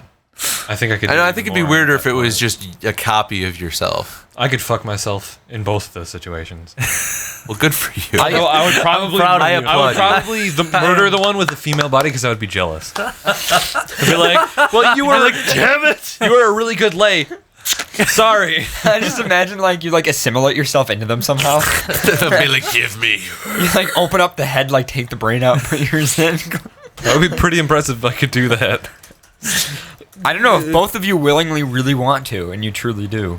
But I don't know if the female you would give up yourself, and then the female you would fight against you. Give up. And then there'd be a female trying Give to kill up yourself. No. Do you mean fuck or do you mean No, like wait. her body? I'd imagine like the female you, What is going because on? the female you would have like mostly the same personality. Uh-huh. So like if you tried to like kill it because you were jealous, the female you would like fight against you. Like because she Because didn't they wanna would know, die, yeah. because they didn't want to die, and then she'd be fighting you, and then it would be a female fighting you, and you'd get turned on. Yes. Yeah. Yeah. Okay. Anyway, Sparring guess is pretty hot. they dated about a sparring is week. hot. A lot of people in the chat are saying that they would actually fuck themselves. Most of us were surprised to see this. He had something on his mind, and I knew it. I asked him, "Why did you get a girlfriend?" He responded, "I was blue infected." Oh my god. I instantly knew what he meant, and I hugged him. I said in a loud voice, "May the power of the Book of Mormon spew the blue out of you." He laughed and we began talking about FurCast the rest of the day. Thanks for reading this and bringing a new friend into my life. Your friend from Long Island, Volk the Gray Archer Wolf. That's so weird. Like someone somewhere is talking about us, like a positively, like positive experience. Like, you know how like you would watch like an anime and then like talk to your friend about it. Like someone's doing that with us. That's fucking I feel like weird. I feel like if I walked into a room and there were just a bunch of people and there were two people and they didn't notice that I walked into the room, right? And they like I just walk in the room and I overhear them going, "Yeah, FurCast is really awesome. I really enjoy it." And like I was in the back, I think I would just like, I don't know, something would happen. Just walk out. I'd be like, that's not right. Like if somebody walks up to me and says, "Hey, I love FurCast," I'm like, "Oh, thank you very much. That means a lot to me." But like if like I overhear somebody who doesn't know I'm there say that FurCast is good, it's like too much. Like I can't. What? How? What? It's wrong. I infect many. It like hurts. It's So is he saying that he's bisexual because I infected him with blue? Yes. They even had a fucking meme, like the Book of Mormon. It's just over there. Yeah, I know, it's over there. It's got pizza grease on it. Little story for you, Zed. Our Mormon werewolves. Actually, Remember our TV show that we were going to start? yes, the Mormon Don't werewolves. forget about that. I know. We got to write the script. Okay, got it. First episode. Storyboard. What was that? Jesus Christ is the first episode? Yes, Jesus Christ. Is bitten by the Savior. Yeah. That's how it all starts. No, but I was working and someone gave me a Book of Mormon, and it's on that shelf right up there. Lovely. Yes. I hate people so much. Well, that was my email. okay. I've got one. Oh, you have one. All right. There you go. Uh-huh. Email is called Yif. Now that I have your attention. Hello, I am Reptar. This Reptar on Ice. Reptar. A long That's time. my favorite fan. ice musical. I really want to commission like a well-known fursuit maker to make a Reptar costume and then just run around cons. That'd be pretty. You know what? If you got like Like a Latin Vixen to do it, reptar. it would actually probably look really good. Who? Latin Vixen. Latin If you Vixen. got her to make that Reptar suit, you'd pay a lot for it, but it would look good. I need someone to like just be buildings you around could, me. you could so I can, commission like, one for all. Wait, Pay them in full and never get it. yeah. Like you've already experienced that. Just the rush of the experience would be worth it again, though. I am Reptar, a longtime fan and listener. I started when you were on episode 7. Jesus Christ. I'm so sorry. Feel free to not read the first paragraph in air. Oh, we'll do it anyways to do it. Although it is a cute story. I do have a question, though, at the end. I first of all want to thank you. You were the initial factor that helped me decide to join the fandom back when I was 12. Fucking 12-year-olds listening to us. Wow. Pretty terrible. Well, wait, is this email well written? It's pretty well written. Wait a minute. Whoa. Okay. I just want to make a public service announcement here. You're saying that a 12-year-old was resourceful enough. Wait, He was 12 when he started listening to us. Okay. 12. That was 3 years ago. So he's like what? Like So he's 15. 15 now. Okay. So even that's still significant. So you're telling me that what was 12-year-old is now 15-year-old is writing a coherent, well put together, proper grammar email. Because they are resourceful enough to use the resources at hand to correct their grammar and spelling if they do make mistakes. Yep. If he can do it, why can't you? It's even sent from their iPhone. Just saying. Wow. Just saying. Wow. Props. Major props. I just turned 17, and I have enjoyed every episode of your adorable antics. Wait. Perhaps my math is Wait, wrong. that math doesn't make sense. It does not. How does he turn 17 in 3 years from 12? Maybe he was listening to Friday Night Tech first. or something. Friday Night Tech started in early 2008. 3 does not equal 5. Yeah. Yeah, but Maybe he was a furry, and then he ended up finding the show later on. So he was a furry since he was 12. But then he didn't find the show. But he said the show made him become a furry. Back when you were 12. well, it made him accept it. Maybe he knew it. Well, Maybe he lives on like Mars or Venus, so he ages faster. That could be it too. do we have his address? I'm going to see if there's a DeLorean in his driveway on Street View. We do not have his address. Okay, whatever. They just turned whatever, and they have enjoyed every episode. Maybe they just fucking mistyped the first Maybe part. like our episodes are actually going faster than like actual time. And so people who watch the episodes, it's only been like a year, but for us, it's been like 3 years. We're like the central part of a black hole, so like time slows down around us. Eventually, we'll like explode and shit will just fly out. And it's not going to be interesting shit. It's just going to be like a bunch of Mormon folders. Okay. Anyways, regardless of this person's age, I have enjoyed every episode of your adorable antics. Perhaps my math is wrong. Yeah, it's probably wrong. Now that I'm older, I have realized your insightful ideals and views, and I agree with them completely. You shouldn't agree with us kinda completely. danger- I mean, you kinda should have your own dangerous. opinion, on Yeah. stuff. Like we're not like the Bible. And I would everything's correct. I would discourage you from agreeing with every single one of my opinions. Anytime he needs an answer to questions, be like, what would the FurCast do? Maddox said, "Look up porn instead of study." So that's what I'm gonna do. Why'd you fail your test? Well, I was looking up porn all I night. don't know what tits look like. Why? now. Why would you do that? Now, why would you think, oh, the gods of FurCast? So anyway, I just want to reiterate that quote from FurCast. You probably should not like all of our opinions. Probably not. Probably not. Just saying. Just saying. You Now can that- enjoy us, but and Yeah. You can agree with us, but you should not take every opinion as correct. And now I am completely happy with my mate. Wait, what? And now I am completely happy with my mate now, who watches Studio Ghibli movies with me. Adventure Time and Avatar The Last Airbender. We play video games, and we were dating for a week or two when we found out that we were each furry. We grew even stronger since then. OMG, you're a gay animal person too. Yay! Gay animal person. She means so much to me more than a mate. She's a best friend. We are making fursuits together now and planning on making and selling later on. My life is the best it has ever been, and I owe it to you. You gave me some great advice when I wrote in before, and it has impacted on me and lifted me up. So I've grown to love you all from the show as elder siblings, role models, term used loosely. Thank God. Thank you. And great minds I can appreciate, so thank you again. And now the question, how does it feel to have impacted others in such a way as you have me? I'm sure I'm not the only one. Shout out to my mate Zaphorus, sent from my iPhone. Okay, so before we even answer that question, can we just get a round of applause for this email? Because this is fucking amazing. Round of applause for the FurCast crew. I don't know what age you are, but yours I was pretty waiting for good. him to write, like, I remember the Kennedy assassination, just to, like, fuck up the whole age thing even more. So what does it feel like? To be honest, it kind of terrifies me. I remember It kind of, I don't know, like I remember fucking Nixon, the scam, but when I was 12 years old, I was listening to your podcast, and it fucking inspired me to become furry. Some kind of weird alien yeah, thing. I don't know. To me, I think it's pretty amazing that I influence people, and it's one of the, like I do the shows for two reasons. The first reason I do it is because I fucking love technology, and I will always be obsessed with all of this ridiculous equipment for the rest of my life. Two is because people actually get something out of it. Like I was mentioning before, when there's no FNT, I kind of do my own FNT, so to speak. Literally, when there's no show, I will turn on my stereo and I will blast music and I will start playing stuff. And, I don't like announce songs, but like I kind of mentally go through songs. And then one day I was like, wait, I'm basically doing a Friday Night Tech episode, just chilling out listening to music.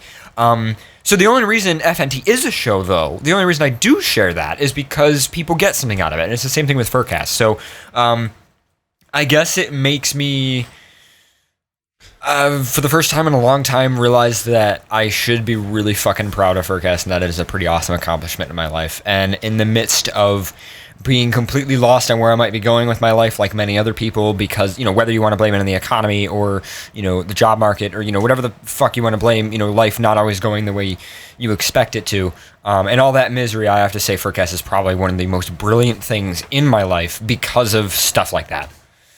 So I kind of owe it to you in a way, because you're actually giving me purpose in my life. So thank you. That's lovely. That was beautiful. I don't know. I have to say, just as much as FurCast has changed me as a person. I mean, I remember coming on the show way back when, and on episode 7-ish, and I was kind of a introvert a lot of the time, and it really kind of brought out the extrovert that was in me. And I love being that social person, and it just gave me the confidence that I needed to be who I am today. I mean, I was kind of a shy person, surprisingly. People don't believe that. I just imagine like how like supervillains usually like there's some backstory of their childhood that makes them who they are. Like think of like the Joker on Batman, like they show his childhood, or even like Willy Wonka, like they show how fucked up his childhood was, and that's what made him who he is today. Well, I just imagine that like you're the same thing, like you had like the evil scientist like hidden in the back of your head, and then like you join FurCast and you're like, I'm straight. Oh my god, I can take over the world. And you just like, yeah. That's like Mandark right there. Yeah.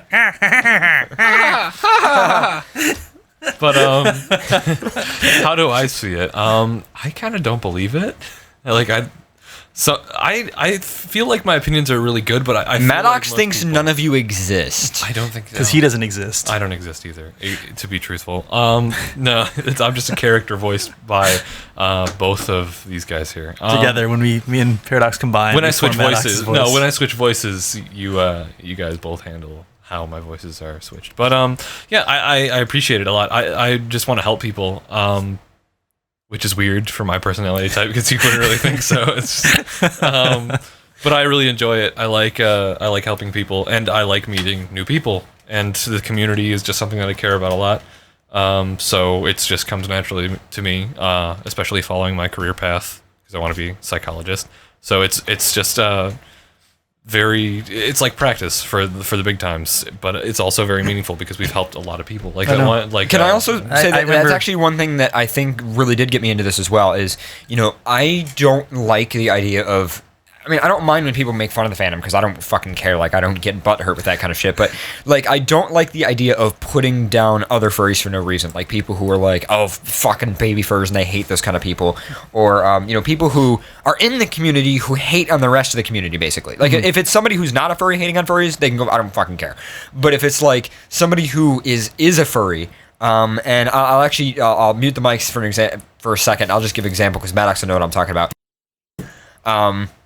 You know what I mean? Like, they're people who make fun of the rest of the fandom, like, oh, it's fucking stupid kids and their stupid drama. I know a else. lot of people like that. Yeah, there's a lot more people that do that, but it's I don't know. But I don't know. I think that's one of the things is because I valued, I guess, the fandom being such an open thing where we accept people, because I accept people who are really coherent fucking like professionals. I accept, ridiculous faggoty 12-year-olds that are in our chat room. I accept, Who are fighting right now, so hold on.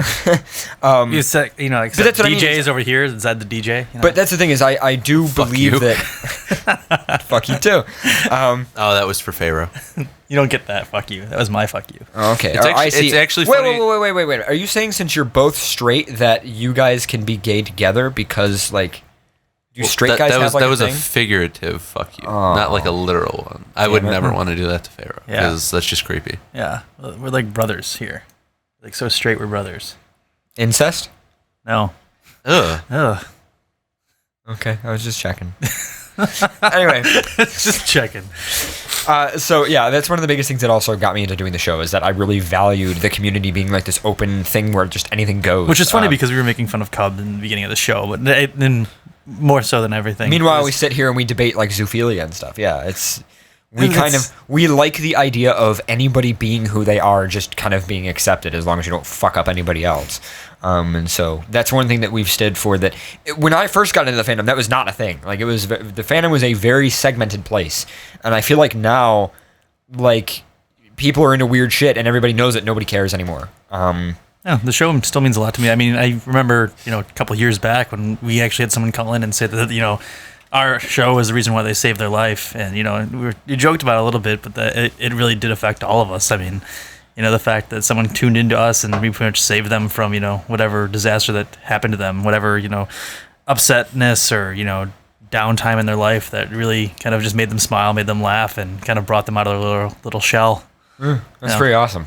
And, I mean, we did that before. I think even we interviewed Griffin, and he said he had the same thing. And it was it's those moments that, you really look back on what you've done or what you've, changed or how you've affected people around you. And, it makes you think. And I think even since the start of the show, we've never really had any, clear goal to what the show was going to do. I mean, we kind of just sit in this room and, poke fun at each other and be douchebags on microphones. But, with doing that, we've made people smile, we made people laugh, and, it does mean a lot to all of us, and it takes joy in it. I mean, we still don't do anything for the show because we seek some kind of, I don't know, we don't really seek anything out of the show besides sitting in this room enjoying each other's laughter and making others laugh and helping others when we can. And besides that point, I guess that's all I can say. It's weird though, but it's also awesome. There's there's tears again that were coming out. Oh god, not the tears. Oh, again. not the tears again. Tears, here come the tears. Not those tears. There are tears of which we help people. Sometimes they're a direct influence through advice or someone for some reason taking us as a role model. But one of the more simple ones, but certainly effective is just giving people who need a laugh. I mean, that's a big part of me, that I love comedy, and I would be a comedian if I was funny enough, because just making people laugh or making them smile is like a huge fucking thing. For some people that are depressed or just in a shitty place, just to be able to make them laugh for as long as a show is on is a great thing, because it might just lift their spirits enough to get them through another week. And FNT makes them, makes some people like to dance and move around. Like, people have emailed me and they've been like, I just usually sit in a fucking chair, but when I listen to FNT, like, I get up and I fucking dance around, and I never do that, and that's really good for your body. So stuff like that too. I don't know. It's just having a good time, I guess. So speaking of help, I do actually have an email here that I can read. It says, very confused, very trapped. Hello and consensual cuddles and hugs to Pharaoh. It's never consensual. You have Maddox. Paradox. Hey, Pharaoh, can I pet you? Don't touch me. Okay. I will bite you. Ooh, hot. He might be turned down. Are you by gonna that. turn me? Damn it. You gonna turn me into a Fucking werewolf? That's episode 2 of Mormon Werewolves. That's episode 2. Oh, hot. Yes. Oh, okay. Oh, hot. Episode 3 is fucking furries. All right. Literally fucking And furries. there's no episode 4 because it gets canceled. After they see furries fucking. Yeah. They're like, nope. Bye-bye. But those 2 episodes are the most glorious episodes. And any guests that happen to be on. Zed. Hi, Zed. I don't know where the camera is. I'm just going to wave everywhere. Hi. The fucking president over here. Hello, everybody. Hello. Thank you, my fellow Americans. I gotta get that. I gotta get that clip of him just going, "Hello, everybody." And then you can just cue it anytime we want. Anyway, so I have sent you an email before, but it was of little importance, merely a clever used to get a shout ! Out. I think that's a typo on your show. This email, however, is for seeking of advice. I am a 15-year-old male, bisexual, although I've told nobody. This You just told us. Well, he just so told. Yeah, so that's. Fucked up. That yeah, email's he not fucked it a up. lie. Fucked it up. It fucked Yeah, up. Goes your fucked record. it up. Right down the You should fucking just drain. delete the email right now. Goodbye. All right, delete. Moving on. Fairy, you have an email? All right, no. So I have told nobody except for other furs. Oh, okay. okay. All right. I don't even feel like special anymore. Including the 2 people who I love the most out of anybody in the entire world. Oh, thank you very much. That means a lot to us. These people in question are 18 and 21. Wait. No, I'm only 20. 24. Damn it. More than us. Maddox is. How old are you, Maddox? 18. 18. How old are you? 22. God damn it. It's like every age that we aren't. It's like from the lowest to the highest, like the 2 ages that we aren't. Wait, wasn't it one of them 18? Yeah, Maddox is one of them. Yeah. Actually one of them. 18. See, I fall into it, but I'm afraid you guys have to leave the studio now as I cover this email. My mom recently decided that I spend too much time on my computer and took it out of my possession, giving it to my 11-year-old sister instead. Oh my god. That's never smart.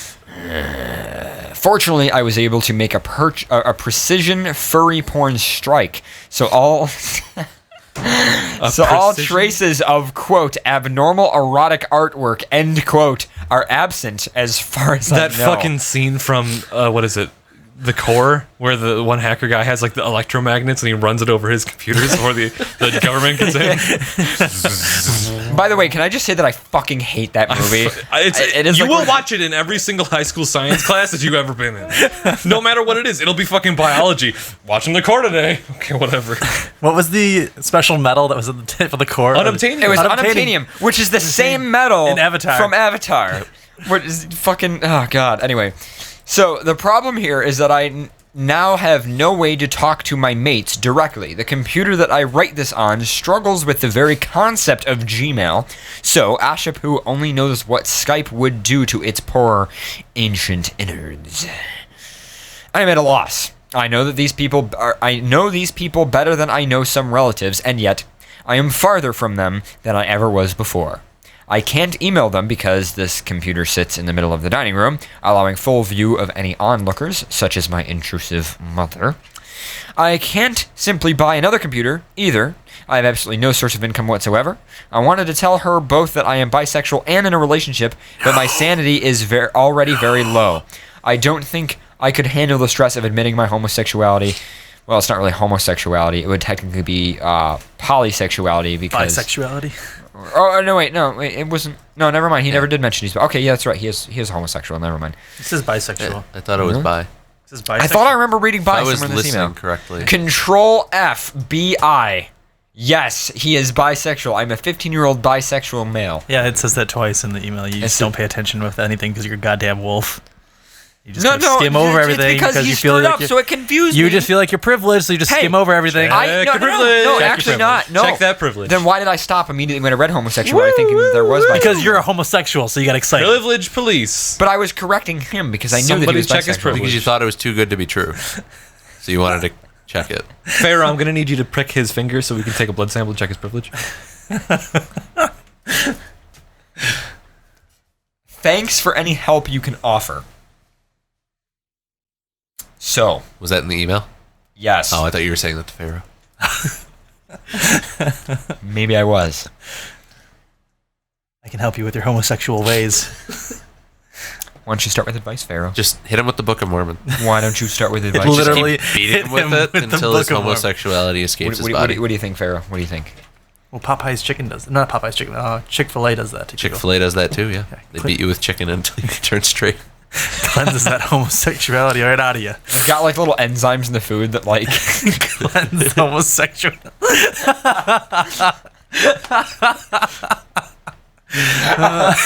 Side effect is it actually just kills gay people. it makes them like infertile. Not that it matters for the most part. Make them infertile. Who fucking what? That way they'll stop breeding. Wait, I don't think you This will get rid of the gay understand people. I think you severely underestimate butt babies. Well, that's where they come from. Yeah, Of right. course. Didn't you learn that in Are you health sure it class? wasn't gay demons just infecting animals and then animals having sex with humans and then infecting them with the gay? Yeah, just like AIDS.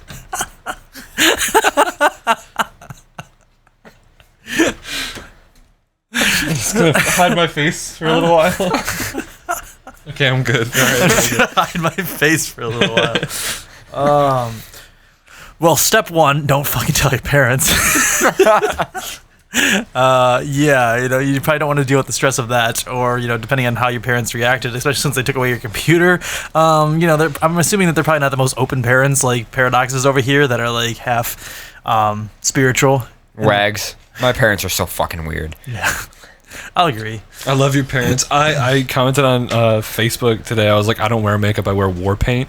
And your mom was the first person to like it. There you go. So yeah, I would not suggest coming out to your parents, at least until you're like 18 or older, where you can actually When you survive. have an income and like an apartment. Yeah. survive on your own. I'm gay. Bye. Bye. Yeah, exactly. Hey, yeah, exactly. I'm gay. Bye. Gay. Bye. I don't know what I am. I just like to fuck things.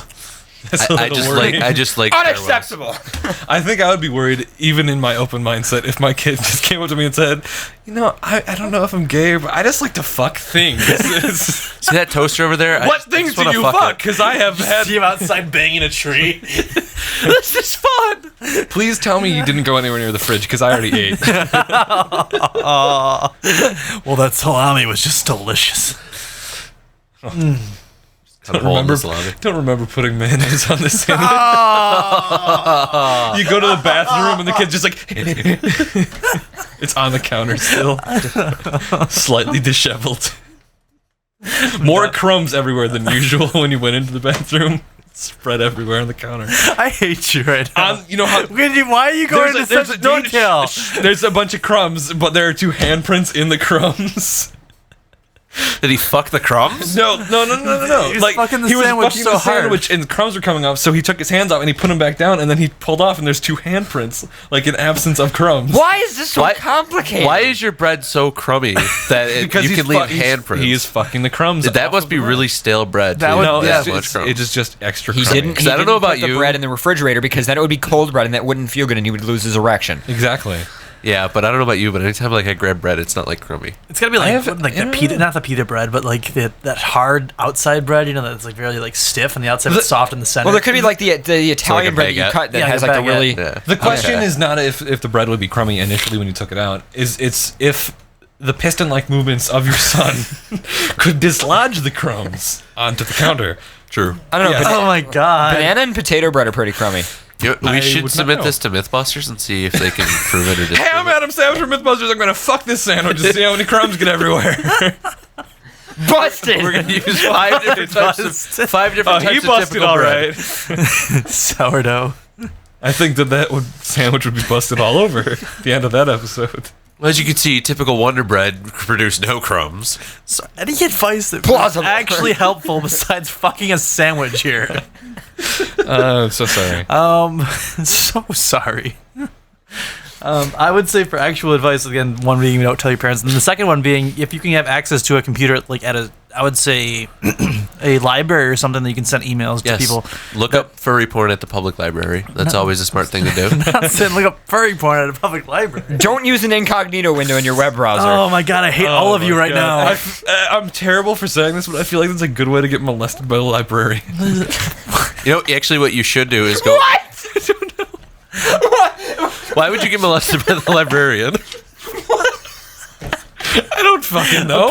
Yeah, you're looking at way too much. What's it called? Eric Schwartz porn. What kind of no. horror movies do you watch? Horror movie. How is that a horror movie? I don't know Getting anything. molested by a librarian is a horror movie for you? Really I just imagine like That it's could one be of the those. serial killer's backstory. He I got just imagine molested it's by one of those librarians, so he documentaries kills about like somebody who librarians. got like raped as a child. Like it was the next year. I was only 8 years old, and I got molested by the librarian because I was looking at porn on the library computer. Fuck is going on today? What? That's what you said. Yes, I Happy did. 420, everyone! I swear on all the gods I am not high right now. You can check.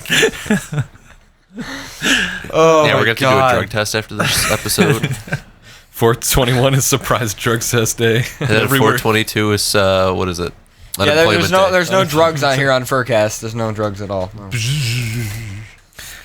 Anyway, Oh, damn. if you wanted to send messages to your mate again, as I was stating before, the sandwich fucking and the librarian molestation, that if you're not going to use it for any sexual purposes, if you wanted to just send emails to communicate with people or anything like that, I would say library or computer, because you can send emails back and forth and not have to worry, even though the But time between. You know what? Whatever happened to like the old-fashioned before computers of writing a letter? That's always an option too. Who are we Those writing two. a letter to?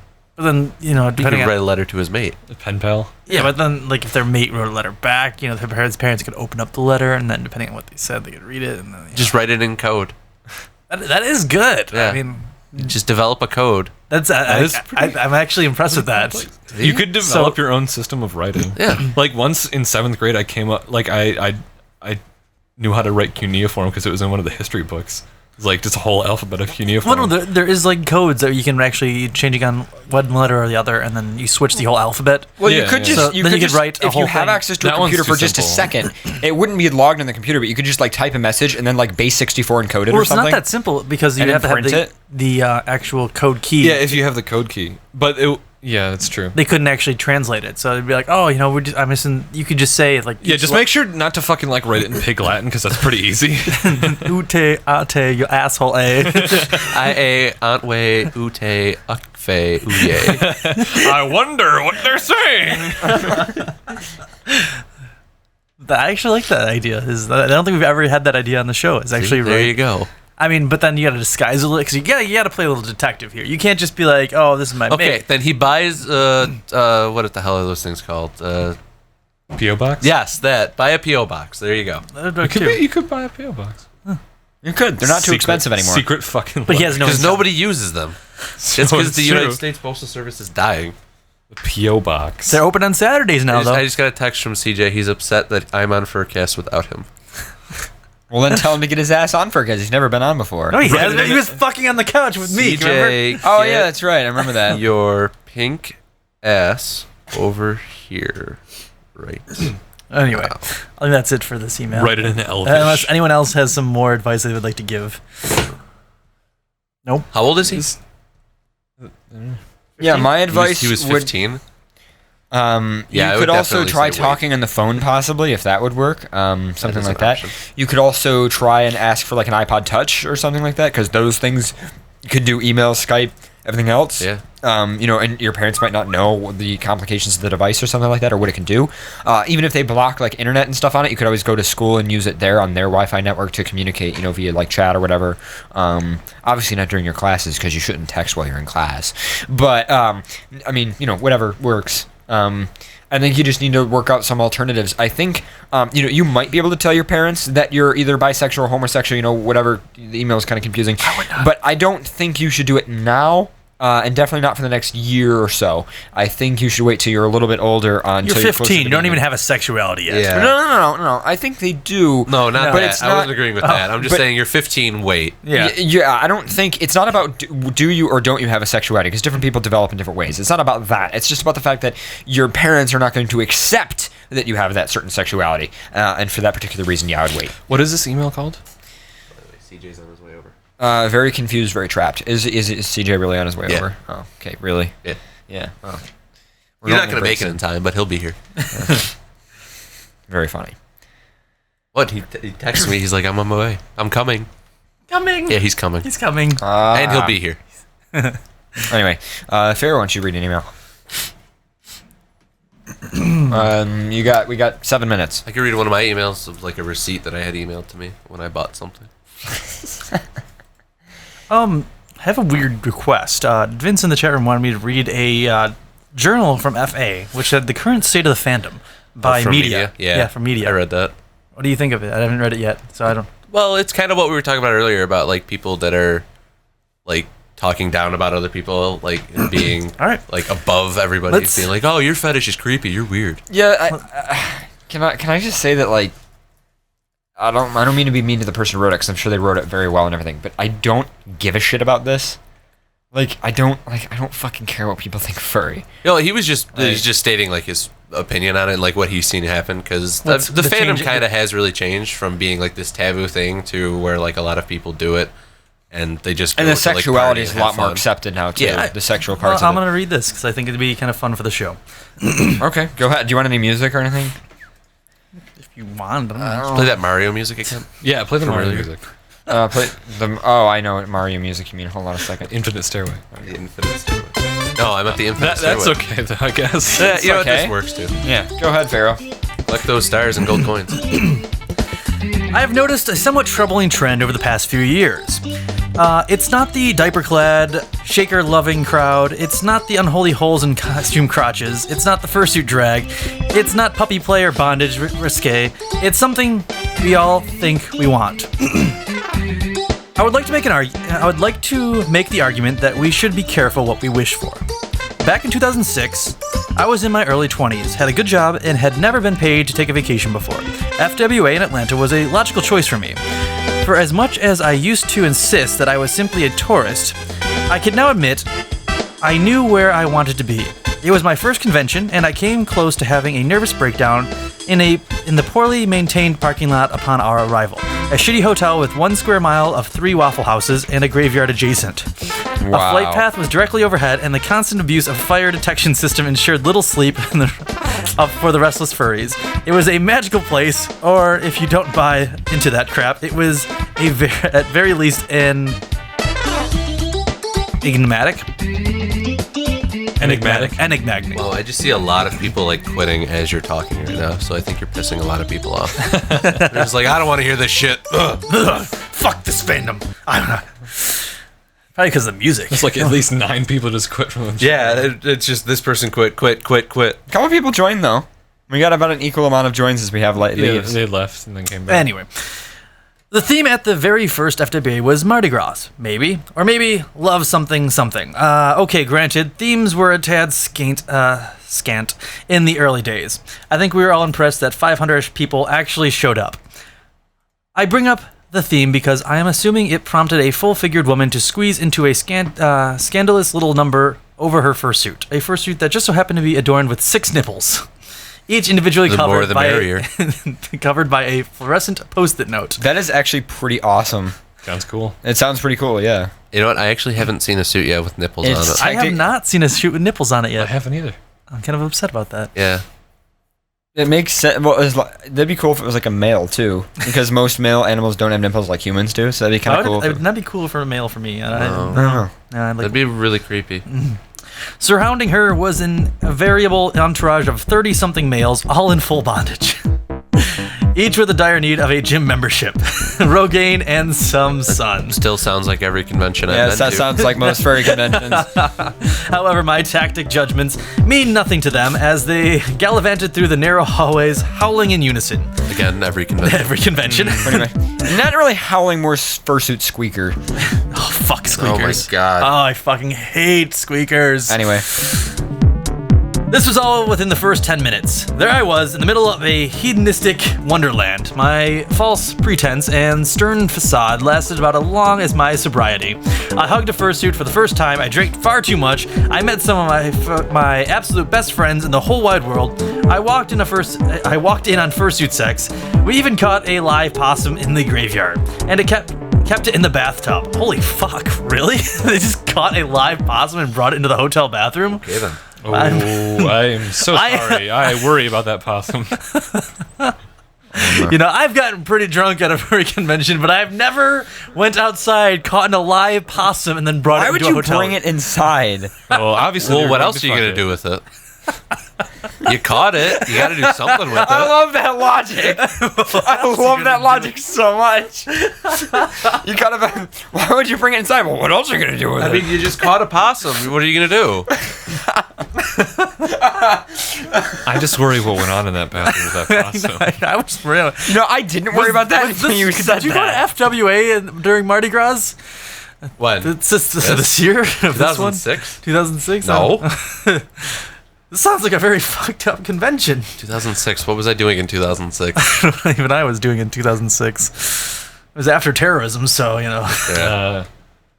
After terrorism. As much as I hate was interrupted by Paradox's foot. Well, I think 2007 was my first furry con, actually. It was AC, so. Yeah. I thought you were going to say your first terrorism. 2006 was the first time I experienced a terrorist. He was just standing right Quite there. frightening. As much as I hate to admit it, I too was howling at the end of the That weekend. was 5 years after terrorism, 2006. I feel I should take this time to outthank Tiger Paw for his capacity for forgiveness, as I was clearly undeserving of his patience over that weekend. It was at that moment I was indoctrinated into the lifestyle that has gone far as to fuel my entrepreneurial ambitions and to shape the individual I am today. A lifestyle of sexual deviance, a visual of conformity, of assumed identity, yet a lifestyle that would soon find itself in an identity crisis. Now, it is debatable to the extent I participate in these more controversial activities. What was measurable was my attitude towards the controversial activities. I was self-hating, and my behavior reflected that. I fell into a too cool crowd of furries that wanted to have the fandom, but on their terms. Even though I just had the single most enjoyable time of my life, I was insecure with admitting that I actually liked weird outside of the ironic sense. Okay, I like this person. A coping mechanism, for sure. Finding the most cynical furries in the room and making fun of the very things I wanted to do. Talk about projecting. Funny, you voluntarily drive 24 hours to go to a place you say you don't want to be. By my second convention, we had made the furry fandom a spectator sport for ourselves. Fast forward to today, FWA 2013. Which was pretty crazy. It was pretty crazy, Con. It was shit in the elevator. There's only like 3 more paragraphs of this too for everyone who's listening. We are in a huge hotel with a graveyard in sight. Attendance at 4 times what it was 6 years ago. I have seen Walmarts with less floor area than the dealer's den. Gone are the days of those roaming hordes of bondage-loving middle-aged men and hex-nippled vixens. Stop right there. Other than the hex-nippled vixens, I still see a lot of people walk around in bondage gear. Yeah. I do too. I just bought that. You know those harnesses, the nylon harnesses that all the fursuits wear? You bought one? I bought one. You're fucking creepy. I love those. I'm just kidding, Pharaoh. I love you. No homo. But it's funny because I can't ship it to my house because my parents probably go through my emails or my mail, so I shipped it here. Just do what everybody does. You ship everything here. No, just your weird sexual deviant shit. You gotta do what all the Canadian furs do and get it shipped to Bandit's house. Aren't you getting your first? Yeah, right, Bandit? If you're still listening, you know everybody gets stuff shipped to your place. That's kind of. I do remember that. Aren't you getting your fursuit shipped to my house? Yes. Yeah. You need to ship here. If you ever get it. Yeah, that's true. I was actually. Low blow. hate everyone in Just the world. kidding. I love you, Pharaoh. Love you too. No homo. I feel like this is a possible good time to to go through some pictures at FCN while Pharaoh's reading this. So for everybody who has the video feed, and this won't be in the show notes or anything because it's an album on my Facebook, so you have to friend me on Facebook if you want it. Is it possible if we could cover something really quick first before doing that? Well, I'm still let reading Pharaoh this. finish. Oh, okay. And then he's just showing pictures. As Someone wants to know where you bought your harness from. Trying to think of what his name is.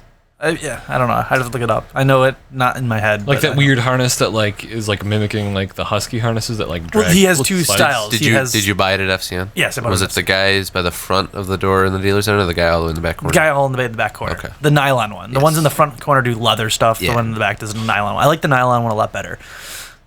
Because it can be I kind of like that kind of sexual deviance things, but like I never would use that harness outside the bedroom, but it's just like kind of hot. So you can do it in the suit or outside the suit with the nylon harness. Is it for yourself or for your suit? For myself, mainly. Okay. I don't know if I Mainly? Mainly. I probably would wear it over my suit too. Yeah. There's two kinds. There's one that has it goes across the whole body, and then there's there's the husky pulling one that has like an extra rope on it that So- Chance has with his. You just want to show this picture from FWA. Continue reading, Pharaoh. Or from Furry Connection North. That's Shia having... That's the official RockCon bandana around his neck too. Yes. Don't get the pink on you. Keep reading, Pharaoh. Come on. I'm sorry, I got distracted by Shia fucking molesting the shit out of me. Are you turned on right now? A little bit. Bondage-loving middle-aged men and hex-nippled vixens. Sure, they exist, but the ratio they are downed out in the sea of youth clothed in brilliant neon Paxson attire. Listening to their dubstep musics, though I would be reluctant to characterize that as a big thing, I will say it's different. I have a brief chance to talk to Tiger Paws, or Evan if you prefer. We chatted about quite a few things, but most notable, in my mind, was the conversation over the future of FWA and the furry fandom. If you allow me to paraphrase, we will be mainstream in 2 years, said the paraphrased Tiger Paw. Was that possible? Was I hearing this right? True, we have a very favorable report from local papers and things we're looking up. Everyone was on their best behavior, a stark contrast to the early days of the fandom, where the media coverage spelled out certain doom for us all. That got me thinking, though. I did not mention it at the time, I think partially because it took me a few days to dawn on me. Wait, in our pursuit to be accepted, we have lost what makes us unique. Sure, a few squares are still a little wiggled by fursuits, but in our efforts to out-normal each other, we have lost a lot of the shock factor, our edge, and I'm afraid I am partially to blame. We glorify bullies, and that serves to alienate the very crowd that started this little fandom thing. I did it. I said we needed more cool people here, people more like me. How narcissistic. People who only like the most socially accepted parts of the fandom. People who dress right and can walk around in public without looking weird. This message of normalcy started to proliferate into the culture, and suppressed elements deemed perverted. A growing, impersonable youth culture are subjugated to these limitations as if they always existed. Things like baby furs and fursuit sex became taboo. What once was tolerated has become a liability to us all. We went out of our way to prove that the media that we went out of our way to prove to the media that they were all wrong, that a sexual element was a farce. Instead of supporting each other, we threw people under the bus that admitted that they were weird.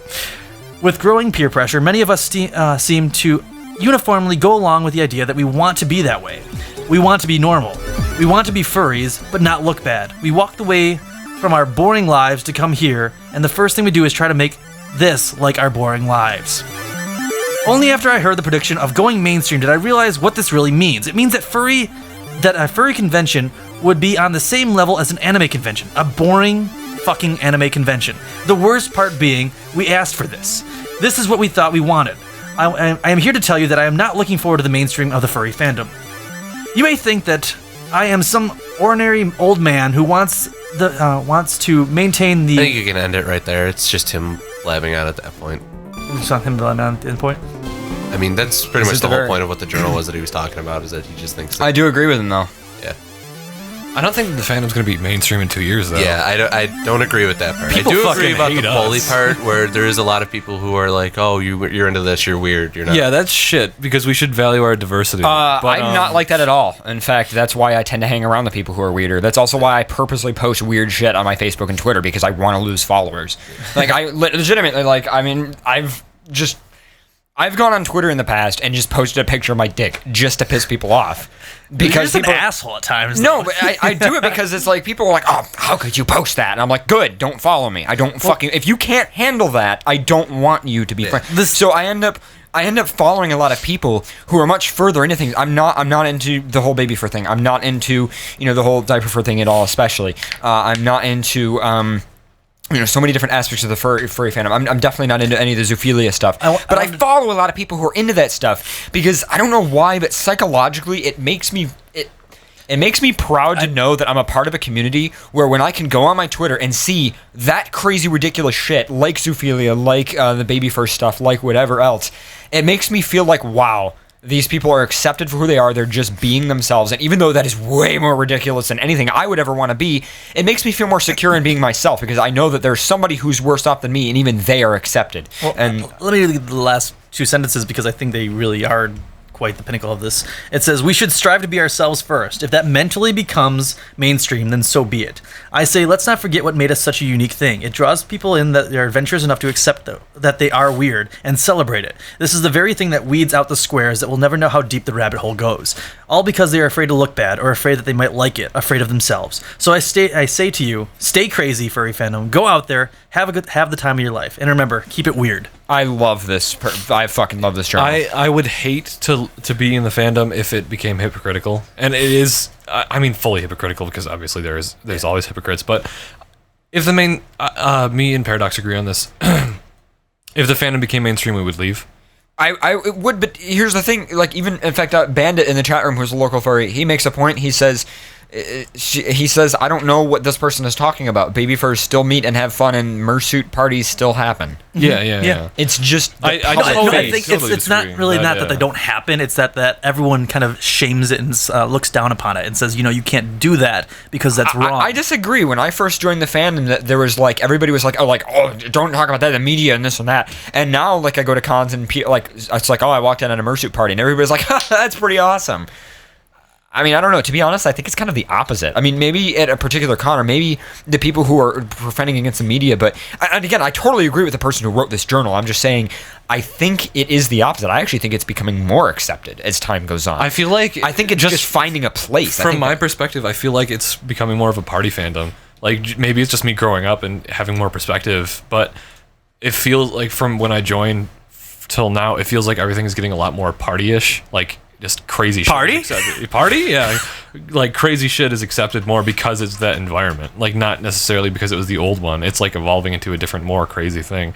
But I don't know. I completely disagree that it's going to be mainstream in 2 years. No, fucking people hate us. I think it's still... it'll never be mainstream. Yeah, it'll never be mainstream. Like, a lot more people might be This is what I'll say, but it's never going to be because like I've been talking about this with a bunch of people, and I feel that a lot of concept of furry can become mainstream, like the tails, ears, and everything like that. But I feel like the core concept of love and adoration for anthropomorphics is not something that actually becomes mainstream. I mean, you can kind of dive into it a little bit, but as soon as you start going into the porn and like anything else that's a bit more strange. Like, Orange Shield. Here's the proper way to say it. The visual things that we do that you would easily describe as furry to a normal person, those things can always become mainstream. Yes. Things like maybe little stories like liking Robin Hood, the cartoon aspects of furries, those can obviously go mainstream, and in some ways they kind of already are.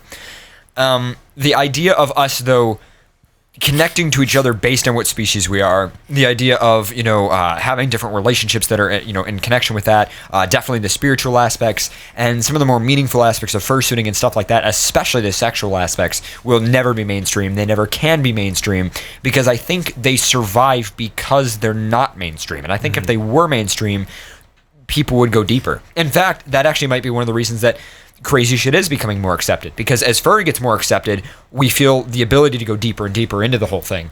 The one thing that I have noticed since I joined the fandom is the fact that fursuiting has become very prevalent. Like, if you don't have a fursuit, it's kind of like you almost feel left out in a lot of instances. Before you talk about that, I just want to mention another thing. Like, it's kind of how, like, there's a lot of people, like, it's kind of a thing where, people say you come out of the closet, like you're gay. That didn't happen 50 years ago. But that's not because there were less gay people. That's just because you just didn't do that. That was just a societal thing where you just fucking didn't do that. So then somebody could say, oh, well, is gay mainstream? Well, I mean, I get maybe the style of it is, but gay is not really mainstream. It's just a thing. It just exists. You're it's just seeing it a lot more because it's a little bit more accepted because than it's it being was more accepted. So 50, people are more 60 willing years to ago. be who they really are. Yeah. Anyways, what were you saying, Pharaoh? Yeah. About fursuits. The fursuit thing, yeah. I was saying, like, it seems a lot more prevalent that fursuits are now kind of becoming a pinnacle of what furry is, which it never really was strong into fursuits. I mean, I remember a couple of years back, it was like 1 in 5 people have fursuits, and I feel like that's gone up a lot more. And it feels like if you're going to go to a convention, you kind of almost need a fursuit. It depends on the people you associate with, though, too. I would say that. Yeah. Yeah, I would say it completely depends on how. It's also how you identify your social status. And I don't mean like, I'm popular or I'm not. Not that, but more like you like. I hate anyone who says "pop you fur." I'm gonna slap them. I don't. That's not what I meant. What I mean is I know, I completely agree with except you. for hi, my name is Buddy. He is the only person that can be a poppy fur. He's the only person. He is the only poppy Hi, my name is Buddy is the only poppy fur in the fandom. He has an After Dark account because apparently that's what everybody makes on Twitter, so that way they can become more popular by having an After Dark account. Wow. Fur. Buddy After Dark. Actually, speaking of which, Fur, who works for the AV crew at most cons, Yeah, I know he has he always hurts himself. He made an After Dark account, and like every once in a while, like once a month, he'll post it and be like, "Wow, it sure is dark in here." That's pretty much what Buddies is. And then he's like, "Wait, if it's after dark, isn't that dawn?" Yeah. Like little things like that. But anyway, yeah, I think it really depends because like I remember when you went to MFF for the first time, you were like, this fucking like this is just weird. It's like I don't really have too many friends here. I just don't. And he's like, it's a great con, but you just don't. And now that you're connecting with more and more friends, I see you going to almost every con and you have a fucking blast. Whereas me, like, even if I don't know like anybody there, I still have a decent time because my time is based more on the environment, the hotel, working on the AV staff, stuff like that. So for me, it really just depends on what your perspective is as a con. I mean, if it's all about like when you wear the horse head and do stupid shit and you get filmed, that's like a highlight of the con for you, though. You always talk about it because that's a big thing, and it's not that you want to be popular, but something big that happens, but being noticed, being involved in something that happens. No, this is what I'm going to say is I like being myself in public. So exactly, you like being yourself, and whenever you are yourself and that fits into the con, that's like a big deal to you. Whereas for me, like maybe that doesn't matter as much. So maybe a part of yourself is wearing fursuit. So for you having a fursuit, I can care little how many people know me or how many people want to hang out with me. It's me being myself at conventions and me hanging out with people that like to hang out with me. That's you pretty much all in a fursuit running around at a con would be a natural you. Whereas for me, maybe not so much. I'd like to have a fursuit. I'd love to run around in it, but it wouldn't be. One of the reasons is because that wouldn't make me anymore. Like there's pictures of me on FA in the fucking big Tim Hortons cup suit. I've always had a knack for fursuiting, or not fursuiting, for mascotting in some instances, and just costumes in general. Like that has been my hobby since I was probably like 12, 13. I have costumes upon costumes in my closet for Halloween. Like Halloween was my holiday. That was my day to like be myself and like act like foolish as shit. And that was like when I found furry has kind of been the outlet for me to be who I actually am and act silly or act crazy or act the party animal that I can be at times. And it's just an outlet for who I actually am. So the whole fursuit, like being the only thing that you need to be popular in the fandom thing, like gets on my nerves so much because we put so much fucking work into this, and then some fucker just drops $2,000 and gets a suit, and then they're automatically like higher than we are. I disagree. I think they are visually might be more popular, or they might be more well known for being visually connected, but that doesn't mean that they are closer to anybody, because we could have 100 people who watch us who are avid, dedicated fans who really love the show, and they could have 1,000 people who are like, oh, it's that fursuiter. They've never talked to him, they've never sat down and had a drink with him, they've never gotten to know him, they don't know anything about him or his personal life. He's just this visual figure. It's the same thing with like actors. Like, does that piss you off that like some famous actor is like a well-known person? doesn't piss you off at all. Nobody cares. Just when they don't deserve it. I suppose, but still, like, I think that's why a lot more people are getting their suits, is so that way people like know who they are.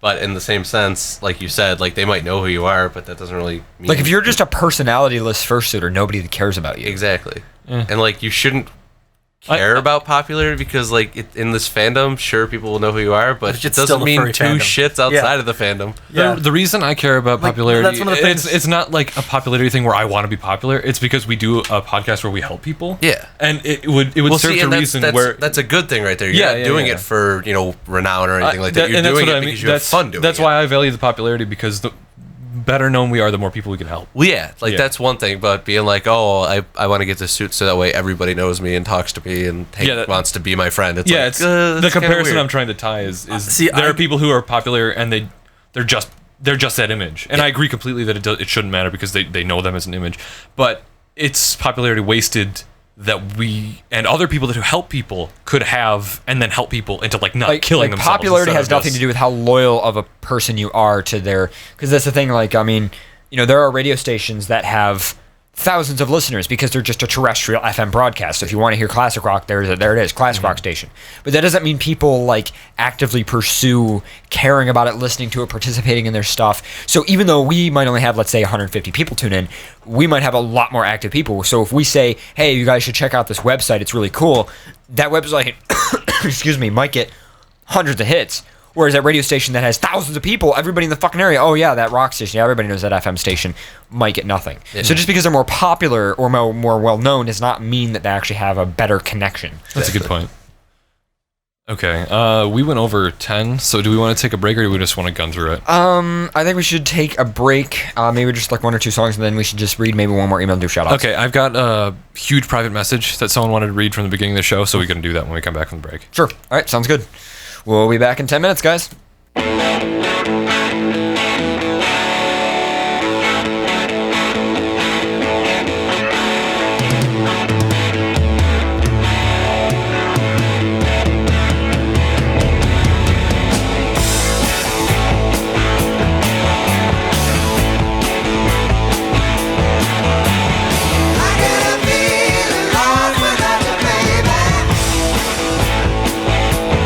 Living alone is driving me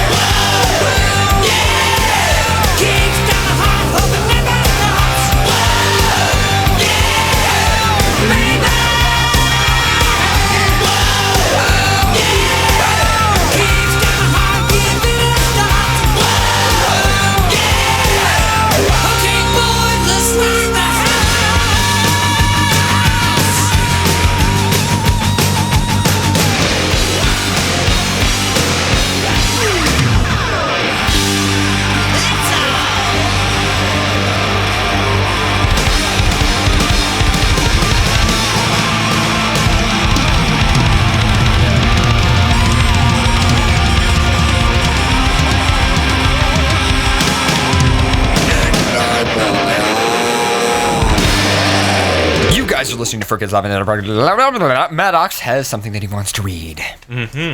Okay.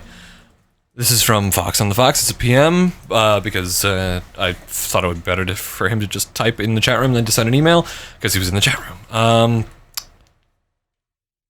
Bear with me. Right, so Zev and I are mates, and they were separated because his father is a homophobic ex-policeman, and he tried everything to stop them talking. So he got the law involved, and now he's not allowed to talk to him because he's still 16 for 305 days, and this makes me feel pretty shit. If we talk, I could be classed as a sex offender, which is bloody ridiculous, and he could get, basically he could just get in trouble. Basically nothing's going right, and he misses him a lot because he's the best mate ever, and he wishes this shit never happened. He's 15, and the other guy is 17. The person who is writing this is 17 and his mate is 15, which is why there's issues, which should be a fine age gap in this person's opinion. They just wanted some help. They want to stay together, but they need some help staying sane for 10 months and to stop their anxiousness. They say that's pretty much it, but they've been massively depressed in their down periods, and they're considering going to a doctor for depression. Okay. Interesting. I don't know. Do you have any advice on that? Did you want to start? Especially since 8 p.m. to 2 initially. I would suggest going to a psychologist if you could, if you have the money for it, or a school counselor because you're still 17, you might still be in school. So yeah, I would suggest going to anyone with any type of therapeutic resources because it's important to just keep a sane mind. Kind of walk in a rickety bridge when you get involved with the law because they're not going to see it your way. They're going to see it as they have something written down and that means you're guilty. So I don't know how really that's going to go. Yeah, that's true. I don't know. I don't fucking care about the age difference thing, but yeah, it's one of those things. I would say, I don't know, it's so difficult. I mean, certain types of counselors can't really do anything anyway. Like, unless they think you're gonna like murder somebody, they're technically not allowed to like. Well, it's just someone to talk to. Usually, schools have social workers and maybe even a psychologist. At least our high school did. I know it's not true for everyone, but they usually have a social worker, right? Which will talk to you if you are so fucking disheveled that you can't like even function. Yeah. So I would suggest talking to them. I think at this point the only thing you can do is really ride it out. If you try to get into contact with them, you're facing legal repercussions. So if it's meant to be, I guess it's meant to be. But yeah, unfortunately, you really gotta just. You're gonna either have to contact in a really light way, or it's so difficult. Oh my god.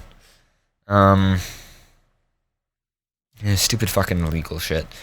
I mean, you could talk through some other type of method, like online or something like that, where it's non-discreet, I guess, and maintain communication. If you want to wait it out. The only way that I would even discourage, you could wait it out. Yeah, you could wait it. I would say wait it out because I would discourage any kind of contact if they're threatening legal action and they know what you're doing. Because this isn't like, oh, maybe I can sneak past them. Like the jig is up at this point. And they know, and they'll if you're describing them accurately, then they probably press legal action. So that's I would say write it out, get some therapy. Yeah. But if it's meant to be, it's meant to be. And the only thing you can really do is wait. You might get a reprieve, like maybe the kid will be able to get onto something. But other than that, that sucks. I would say wait for him to contact you, and don't try to contact him. I would say that as well. I mean, if you guys really do value each other and everything, I would say at some point they're probably going to contact you anyway. But whatever you do, you guys are obviously going to set up something kind of discreet or inconspicuous to just maintain that. And if you do, you could wait it out, but it's going to be a bitch. But if they really value you, I'm sure they will find other ways around their legal crazy parents. Just be careful because if they have legal precedent, then it's pretty rickety bridge. But there's nothing that stops you from talking to a person. I mean, if you sexually pursue somebody who's underage, then that's bad. But there's nothing wrong with talking to somebody who's underage or saying like, are you okay? Like if you message them and say like, hey, are you okay? I'm worried about you. I was wondering if you wanted to chat. Like, you can't get fucking arrested. Yeah, you could just start talking to them like a normal person and tone down the fucking cyber sex and shit if you're doing that. Yeah, that's what I would do, because even if they like find all your logs or something, like even if you guys are like in love or something, it doesn't like they can't arrest anybody. Like it's not like you're gonna get arrested for like talking to a minor because you were just talking to them. And this doesn't. I mean, I don't know. You could also look up state laws and see that kind of thing. Because if you break either of the state laws and it's across state, then it goes federal with that kind of thing. Usually they're pretty lax, but you know, like some states, like just contacting somebody online sexually is illegal. Other states, like it doesn't matter. You have to like pursue it. So Fox in the chat says apparently the sexual line has already been crossed. Sexual. I'm guessing he meant premeditation or something. I don't know. So it still won't work. They can press legal charges. I've already crossed the sexual lines with That's sexual so premeditation. fucking stupid. Oh, he says it's in England. So I guess you just gotta fucking ride it out. You gotta ride it out and go as quiet and as simple as possible. That's pretty much all you can do. So sorry. Yeah, it's shit. But you know, we'll always be here. Keep doing the show. Keep tuning in. Keep having definitely keep your spirits up and everything. If you need to survive loving and sexually, I mean, you could always keep pursuing this person slowly, but I'm going to recommend either going out and getting something to satisfy yourself or changing to some kind of an open relationship or something, because if you do try to wait this out, you're going to freaking drive yourself nuts. Like, you got to wait years of your life and you could barely contact this person. Not because, like, they're far away. Like you said 10 months. Oh, 10 months. That's still a long fucking time. That is still a pretty long time. If I didn't contact my mate for 10 fucking But months, not because you just don't want to or because she's busy, but like because you legally can't. Yeah. Like psychologically, that's just that's fucked up. Like you can't contact them. So, yeah, it's fucked up. So yeah. And then I don't really want to go too deep into it because it just kind of gets worse the more you unravel about it. But there you go. That's pretty much all we can say. You can't really do this. You should seek help. You should definitely go to a doctor if you are feeling very, very depressed, because that's a mental condition and not just a feeling. If you are falling into bouts of depression, so go to a psychologist, a therapist, or a doctor. I would say if you went to a therapist and told them the situation, it's not like they're going to arrest you. It's not like, what? You were doing what with a 15-year-old? You're going to be arrested. You don't even have to say that if you don't want to. You just say that you're depressed and you need help. Or you could change the story. You could just tell a psychologist, like, hey, you know, I was pursuing somebody online that I was really close to and they were meaningful, but, you know, their parents didn't accept them for being gay and they were 17 or something, right? You know, you could change it so that it's not... They just need to know the situation. It doesn't really they need to know the situation from your perspective. They don't really need to know all the details. It's not really about that. It's more about what you're going through. I said, didn't want to mention suicide, but yeah, suicide is a permanent solution to a temporary problem. Yeah. So I like that way that's said. That's it's a temporary, or it's a permanent solution to a temporary problem. I guess that really wouldn't help someone in a suicidal mindset, but seriously, life's gonna get better. Like, this is, I know you're mated to the person and you love them, but you're only 17. Yeah, firebombing your entire life and hitting rock bottom is better than suicide. You can still survive. And you can still survive, yeah. So, I mean, I would say, and that's the worst case scenario to me. So, you know, we all love you here at the chat. So, yeah, stay with us. It's a permanent solution to a temporary problem. Yeah, don't kill yourself. Just don't. It's never the answer. It's never the answer. People care about you. Everyone here at the chat Even cares if you about don't think somebody does, somebody out there does care about you. Yeah, even if you don't think that anyone does, there is that person that does care about you. Yeah. Including us, everyone at the studio. So, how else are you going to hang out with us at a convention? Yeah, how are you going to hang out with us at a convention eventually? Yeah. So life gets better. It does. Like, that sounds cheesy, but it does. Especially... Yeah. Even if it isn't through us. I mean, I'm not saying that you have to pursue that through us. We might not be the answer to the rest of your life forever. I mean, I'm glad you enjoy FurCast now, but don't, feel like you're falling apart if you don't enjoy FurCast someday, because, it's not for everybody all the time, everywhere. Like, we will always give this advice to people. Pick up your own hobbies. Try to help yourself. Help yourself. Become interested in something. Like Leto says, thank you for helping you help us help you help us all. Take up a hobby, get really interested in something, do art. Art is a good way of emotional expression. So music can be a lot of fun. Photography can be really cool. Save up, get a nice camera. Whenever you feel that way, just remember, suicide is a permanent solution to a temporary problem. Yep. And everyone here cares about you. We don't want to see you go. So there you go. Yep. Farrah, did you have something that you wanted to read right before we do shoutouts? Yes, someone requested this from the chat room. All right. Persona questions. Dear FurCast and any present guests, Zed, CJ, I have some questions about fursonas and fursona names. I think we get this a lot, but, I'll pay a little heedage to this. It's been over a year since I discovered the furry fandom and wanted to be a part of it. So my first question is, how did you all find out or realize, etc., what your fursona was or is? Well, my dick got really hard whenever I looked at pictures of... No, I'm kidding. Wait. What was the question? So my first question is, how did you all find out or realize what your fursona was? I didn't actually. Like, I was. You Very don't even have a fursona yet. yes, I do, but I was actually very confused about it for the longest time. For me, it was mainly wanting to be that feeling. Pharaoh, that I was that stop thing. playing footsie with me. Pharaoh, like your legs. Pharaoh, why don't you start then? How did you find out that you were a Blue fox? fox. A blue fox. I don't know. I think it just started with Gay the blue fox. It started with straight blue fox. Started Thank with you. vagina masturbation. Yes, like all good things. But I think it kind of originated from the kitsune and whole culture around that. I'm not a kitsune, or kitsune, and just the kind of devious fox creatures and everything like that. And I really liked the foxes in general. I thought they were kind of cool, mischievous animals. And there's so many videos of them just doing weird fucking things. And I was like, you know what? I'm a weird fucking person, and I do weird fucking things. So that kind of represents who I fucking am. And from that, I kind of donned the whole blue thing because of just my preference for the color. And I have to point this out before it goes up too high in the chat room. This is in relation to what we were talking about just a minute ago. Murfox001 in the chat room says, suicide will be one less yiffable person. Sad face. That's so terrible. But it's true. But it's so funny. It is true. Unless you're into that. Ooh. He went there. Well, hey, And that's one more half the easy people, person half the to people get. who watch what is it? I'm not even gonna say the name of it. Anyways, but, the way I got into... I was going to finish mine. And that was just I the- didn't know you were finished. Or Oh. you weren't finished. But the whole blue thing kind of just developed from what I was, and I was blue right off the start. It wasn't like I was a red fox at first, like Maddox. I was blue fox. He's right blue because he's into choking himself while Yes. he jerks off, and his face turns blue. I ate a Smurf. Okay, that's what happened.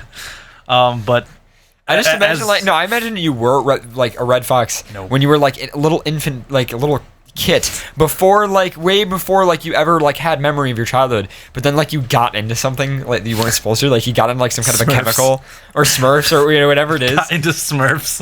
Or you really Snorting them. liked. Or you really liked blueberries or something. Then you were digging holes and eating He went berries. to Willy Wonka's factory and he ate the gum that you're not supposed to eat. Fucked up. You know what I mean? Though, I feel like that's what happened to I know Pharaoh. what you mean. But my persona is the same as me. It's not like I don't have a separate person for myself like some people do, where it's like, oh, my persona is more of a shy, timid thing. Me and my persona are the same, one and the same. So I guess some people share that differently, but I am my persona and my persona is me. Yeah, I feel the same way about my persona. I started off just like Pharaoh. I used to be a red fox. I think it was more of like a template. You didn't start off like me because I was never a red fox. I thought you said you were a No, red fox. he said I was a red fox. I said no, I was all. Oh, okay. I misheard you. Well, I used to be red fox. I feel like it was more of a template. You just jump into the fandom, you grab something like an avatar. But it evolves over time, and I chose to be a bat. I don't know where it came from, honestly. It's just there you go. You were a flying fox for the transition period. For the transition period, it was like I was mutating into having wings, and then they formed into my arms completely. and then you became an albino bastard bat. But then it was like, well, bitch, obviously. But bastard bitch. because albino bitch bastard bat. Wow. Check your privilege. ABBB. ABBB. But anyways, I don't know where it came from. Like I said, it was just like, you're a bat now. I was like, okay, I'm a fucking bat now. But it's Batman. What is bat that? woman. What is what? Are you a cat or are you a dog? It's a black jaguar. It's a black jaguar? Yeah. He looks more like a dog. He's an ant. He's an ant? I'm an ant. He's an ant. I'm actually an ant. With hair. Yeah, pretty much. Fuck that.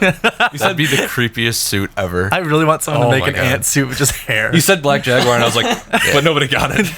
I got it. There you go. All right. How does yours develop? Well, it was originally a coyote. You were a coyote. What? Yeah. You were a coyote. Yes. But then I changed it. That's like a last month. Native American fox, basically. Native American fox. Coyote, I like it. CJ's always been pink. No, No. I wasn't pink. He was actually a lime green fox at one point, but then he became a pink husky. Yeah, actually no. Yeah, everyone always says Batman, but the proper term would be Bat-Trans. Trans. Oh my god. Bat-Trans! Anyway, I ask this because whenever I take the time to think about mine, I can't ever seem to figure out what it is or what I actually want to be. It kind of develops over time. For most of us, I'm kind of, I guess, special case because I started off right off the bat as one. But Right off the bat. I did not expect that response from you guys. that shit's gay. Oh, what I did. So what were you originally then if you weren't a pink husky? Just a white and gray husky. Just a white and then gray I one? added the pink. I don't even know why. Just because I was bored. Because you were gay. You were No, like, actually, pink is so you gay. know what it was? It was because I was getting a suit made, and I'm like, I really want like some like random color. So I was like, pink. Here we go. And that was it. And you Here we became go. And you became this. Yeah. Now it's this, and now it's just. And now you just love pink. You had a pink car, pink house. That's actually why. It's because my car was pink. So tell us, why is your car pink then? No, he had a pink car. I had a pink car. and then You had okay. he So was what a was gray and why white did husky, you- and why then he did just you buy rubbed. right? Okay, but the pink still had to come from somewhere. So where Yeah, did the well- pink car come Oh, we're from? going deeper down the rabbit hole. Yeah, we got to trace it. Going Because deep I into was pink. bet that I wouldn't paint it pink, and I did because I was bet. And it was the best pink car ever. yeah, it was great. Okay, so who bet you? Do you Just remember? my car friends. Your car friends? Drifting Okay. People. They're So like, now "You where wanna do did it?" where I'm did like, they "Yeah, get the well." idea of pink? What's up? And trace We're not going this far Did you back. just say really the don't give a daddy shit, of it's all pink? No, I said I said the infection. Never mind. Yeah, I don't know. The pink disease. The pink disease. That's what it was. That was a great video, by What the was way. it? This Peptodermosyphilitis. Peptodermosyphilitis. Something like yeah. that. Pink is a good color. Yeah. That's pretty much where it came from. Yeah. So I was hoping that someone would give me advice on how I could find or come up with what I actually am. Yeah, that's kind of just self-development. I mean, you kind of exist and like just like Maddox, Try something weird. You might like it. An anteater. Like another thing too Anteater would be is- cool as fuck. Well, there's like a lot of people out there who like make characters based off of their personality. You don't have to do that. I know you could If pick a there's random, like a favorite animal that you have, you can just go with that. I mean, we even look Casey, for example. I mean, Yeah. Casey was what a She had wolf like at the- 5 different things. Yeah, and then I know I love Casey too. And then she's Casey the Lion. So Yeah. I mean, Yeah, it can change over time as you. Dad's As you fucking lion Exactly. too. I've seen Dang. plenty of people who have It's started so off as one thing, but then hot. like, It is no, really I hot. actually really like this instead. and they Casey, changed to that. if you're listening, you're really hot. Your lion's persona is like one of the hottest things ever. Just wanna Casey, put that I out love there. you. All right, you guys ready for shout outs here? let me finish the goddamn email and then you Okay, can shout all right, out. I'm sorry. Also, I have a question. Wait, can I about- interrupt you really quick? Are we ready for shout outs? No. Okay. Fuck all right, you. just saying. Also, I have a question about persona names. It's basically the same thing. How did you come up with yours, etc.? We're not going to explain it. We've explained it many times before. I mean, if Zed and CJ want to explain, they can. And does it mean Yours is anything boring. to you? Well, CJ's is boring because that's his real name. It kind of is. actually. Hooker. Yeah, He's such a that's hooker. my last name. I know. The H was replaced with Husky. I have a temporary name in chat that I thought of a while ago, but I would like to come up with a more fitting name. Just to be clear, I know not everyone needs, has, or wants a persona, but I don't feel right without one. I hope I give enough info on my questions, and I appreciate an answer would be much appreciated. P.S. You guys are awesome and make my Saturday nights the best. Sorry for any awkward sentences. From Nightwolf in the chat room, not Nightwolf AKA. You could stick with that name. I mean, it's kind of a typically used name that a lot of Yeah. people have had, but I feel like that shit blends into like the ocean Yeah. of furry. It's well, like Nightwolf, are you here? Me? And then like like 5,000 people raise their hands. another It's thing like, you can do if you're like a fan of like mythology or something like that, just go with like a name like that, or just tweak it around, or just Yiffy Fox Paw Sparkle 01. yeah, no, don't do that. We've got like a Zephos in here and an Apollo, so that works a lot. I mean, or just like type a bunch of random letters, or download like a translator. That is and pretty much how I got say mine. that you're speaking in Chinese and like say an English sentence, and then just whatever it tells you. That's Or your new different languages. I mean, if Yeah. you're like a black wolf, do like negro. I'm going to say negro in Spanish. negro. Name. And if you have like a hobby or something, like take that word. That was the wrong and like language choice. translate it into a different Yeah. language, A and little then whatever Let's that try is. noir. Noir, yeah. But yeah, I mean, if you want to go with a different, see, I only know Spanish. Sorry, I wasn't taught any other language, so it's negro, it's black. Just name yourself and get beat up. What's your name? I don't want to say. No, come on. Azul, azul is blue. Negro Grande. but Negro grande. Oh my god. No. You better start dancing right now. No, it's not Mi nom- racist. mi nombre It's not Negro racist if you Grande. dance. It's not racist if you dance. Jirashi told us that. Oh, you mean Chocolate Thunder? Chocolate Thunder. I don't know who this Yes. Jirachi is. I only know of Chocolate Thunder. Chocolate Thunder. And it's not racist because he said it I'm gonna first. start the shout out jingle before you guys like get yourselves killed here. I want to shout out to Chocolate Thunder. Shout out to Chocolate Thunder. Okay, shout out Chocolate Thunder.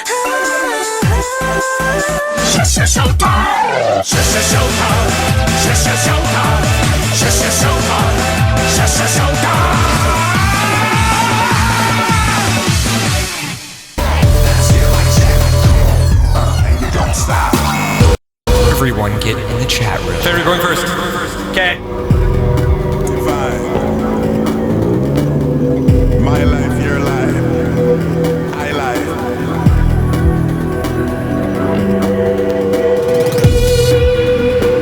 God gave us words, wisdom, sound, power. Words, wisdom.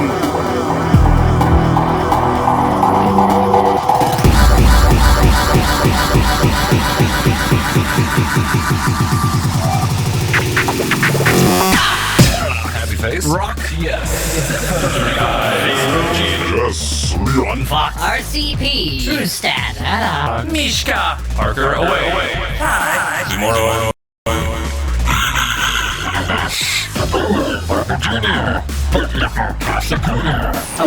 Fishmeister Cod. Fox on the fox. Link to the cat bug. Aldaka. Kilo. Uranus. Kyle Blonsky. Lunagron. 3-4-E-621 fair. Regret. Eighth or silent. Adolf Hitler. Allison. Amy 2 Husky. Wally. Blizzard. Blueface. Blue Waffles. Bob. Bounty Hunter. Chewbacca's cousin. Geo. Flitchan. Corporal Donovo. Crescent Zeal. Criterion. Cutie Paws Fox Cypherus. G Bandit. Dante Timberwolf. Deer. Devin D. Parlay. Dino Better Pornicated. Dono. Doxa. Pharaoh and Vic. Pharaoh needs to drink. Franz Army V7. Glitch the Wolf. HP Fox. Hunter. Shack. Shaky. Carrack. Hiccup. Hit Pawpad. Good eye, 994. LP off. Let's get done. Lixon. LWR. Melmadu. Marcus. Pharaoh the Wolf. Mesa. Misha. Mr.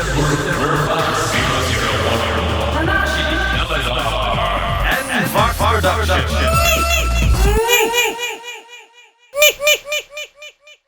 Negro Wolf. Night Wolf. Night Wolf, a.k.a. Somnomancer. Percy. Philo Wintercoat. Project 79. Psycho. Quantum Wolf. Rectus. Rating. Ramus Lupine. Robocoon. Ardry. Real. Ryan Goberman. Son of 472.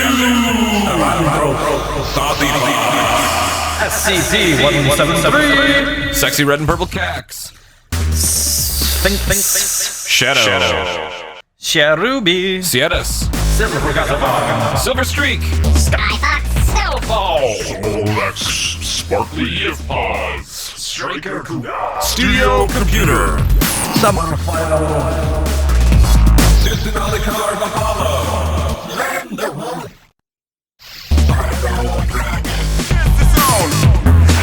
The Black Cat. The Master 143. The Supermaster. 10Z. Thrash Hooves. Defiant. Pickle Fox. Sugai. Ty Husky. Uranus. Vero King. Oh, Vinci. Void Cat. With Trigger Raw. Wolfgang. Rat 257. Xana. Xeros. Expraxis. X the Fox. Devo. Zen. Zazaka. Ziz is awesome. Zafiro, drink, Collidial Silver. Xylos. Shave it up. They banned it again. And that's it.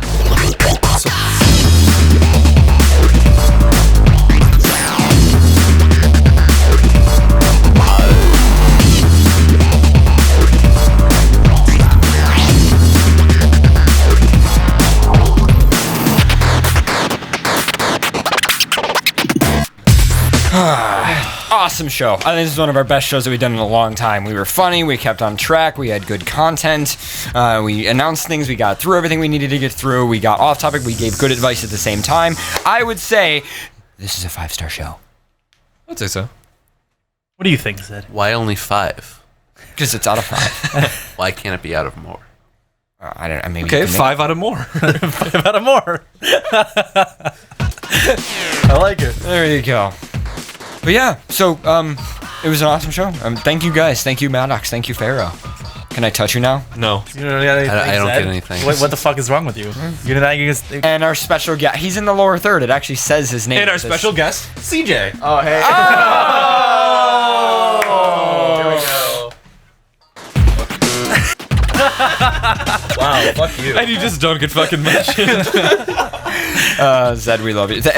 Honestly, you are a really good host. You're I would very not good. mind having you back in the future. Well, thank you. You really got to improve our show now. References to other things. Yes, Hey, you know, I would honestly say that the concept of having him back is almost worse than episode 13. which was when Tempest was on. Not you. I don't know that. Yeah, Oh, not I you, know. the other. Okay, Wait, are we still alive? Or Yeah, we're still live right now. are we? Yeah. Yeah, we're Hi, live. people. Hi. Hi. people. No, we're not live. Just say anything you want about our fans. Okay, all the fans in here suck. Oh, damn. Oh. Shit. Shit, that was live! Oh, damn it. Wait, rewind. Beep it out. Rewind. Wait, they suck dick. Alright, sorry, I had to rewind that. Anyway, what? Said None, absolutely He said not. everyone sucks dick. Yeah. You got a problem with that? Got a cock fetish. Ashcore in the chat room says, I'm not gay, I just suck dick. Yeah, see, they know exactly what I'm talking about. Yeah. You guys have been listening to FurCast Live on Xander Broadcast Network and Pause Up Radio. Just want to remind you guys of a couple things. So the first thing, watch us on TV. We're going to be on the local documentary this Tuesday at 8 p.m. It's You're also going to be on the like local 15 documentary. minutes. I'm on the local Your documentary. ass is on the local documentary. And a horsehead molesting CJ and Tag. I'm in Which the is local you? documentary. Hardly. That's you. I guess me going is I'm great in the local documentary in spirit. in spirit. In What is spirit. Therianism? So Oh shit. oh. I'm a bowling ball. So anyway, we'll of course have more on that after it comes out next week when we do the show. Obviously, Friday Night Tech. Cannot wait to see some of you guys for our other show, Friday Night Tech. And also, rate us on iTunes. Seriously, like we need. I love reading those reviews. I love when you guys do those. I don't have an iTunes. Well, you don't have to. Shut up. How do you not Anyway, have an iTunes? I don't have an It's iTunes. Free. Said I had to like sign up with a credit card or something. Go to iTunes. Yeah, you have to have a credit card on file. They don't use it for anything. Fuck that shit. iTunes is free, so it's a BitTorrent. Yeah. Well, why would I need So iTunes? is chlamydia. That's all. Well, I can't argue with that logic. But it's also non-returnable. Yes. And the only other last thing to mention is on our subreddit, post links, post articles, anything you guys want us to talk about. And on our subreddit, we are doing a comment thread of everything you guys want me to cover in the behind the scenes video of the FurCast studio. So definitely post any questions you have. So with that being said, I've been your host this evening, Paradox the Wolf. I have in your blue Fox host Pharaoh. Just some random guy, Zed. You want to say anything? Yo, I'm CJ. What up? And I am your baddie host, Maddox.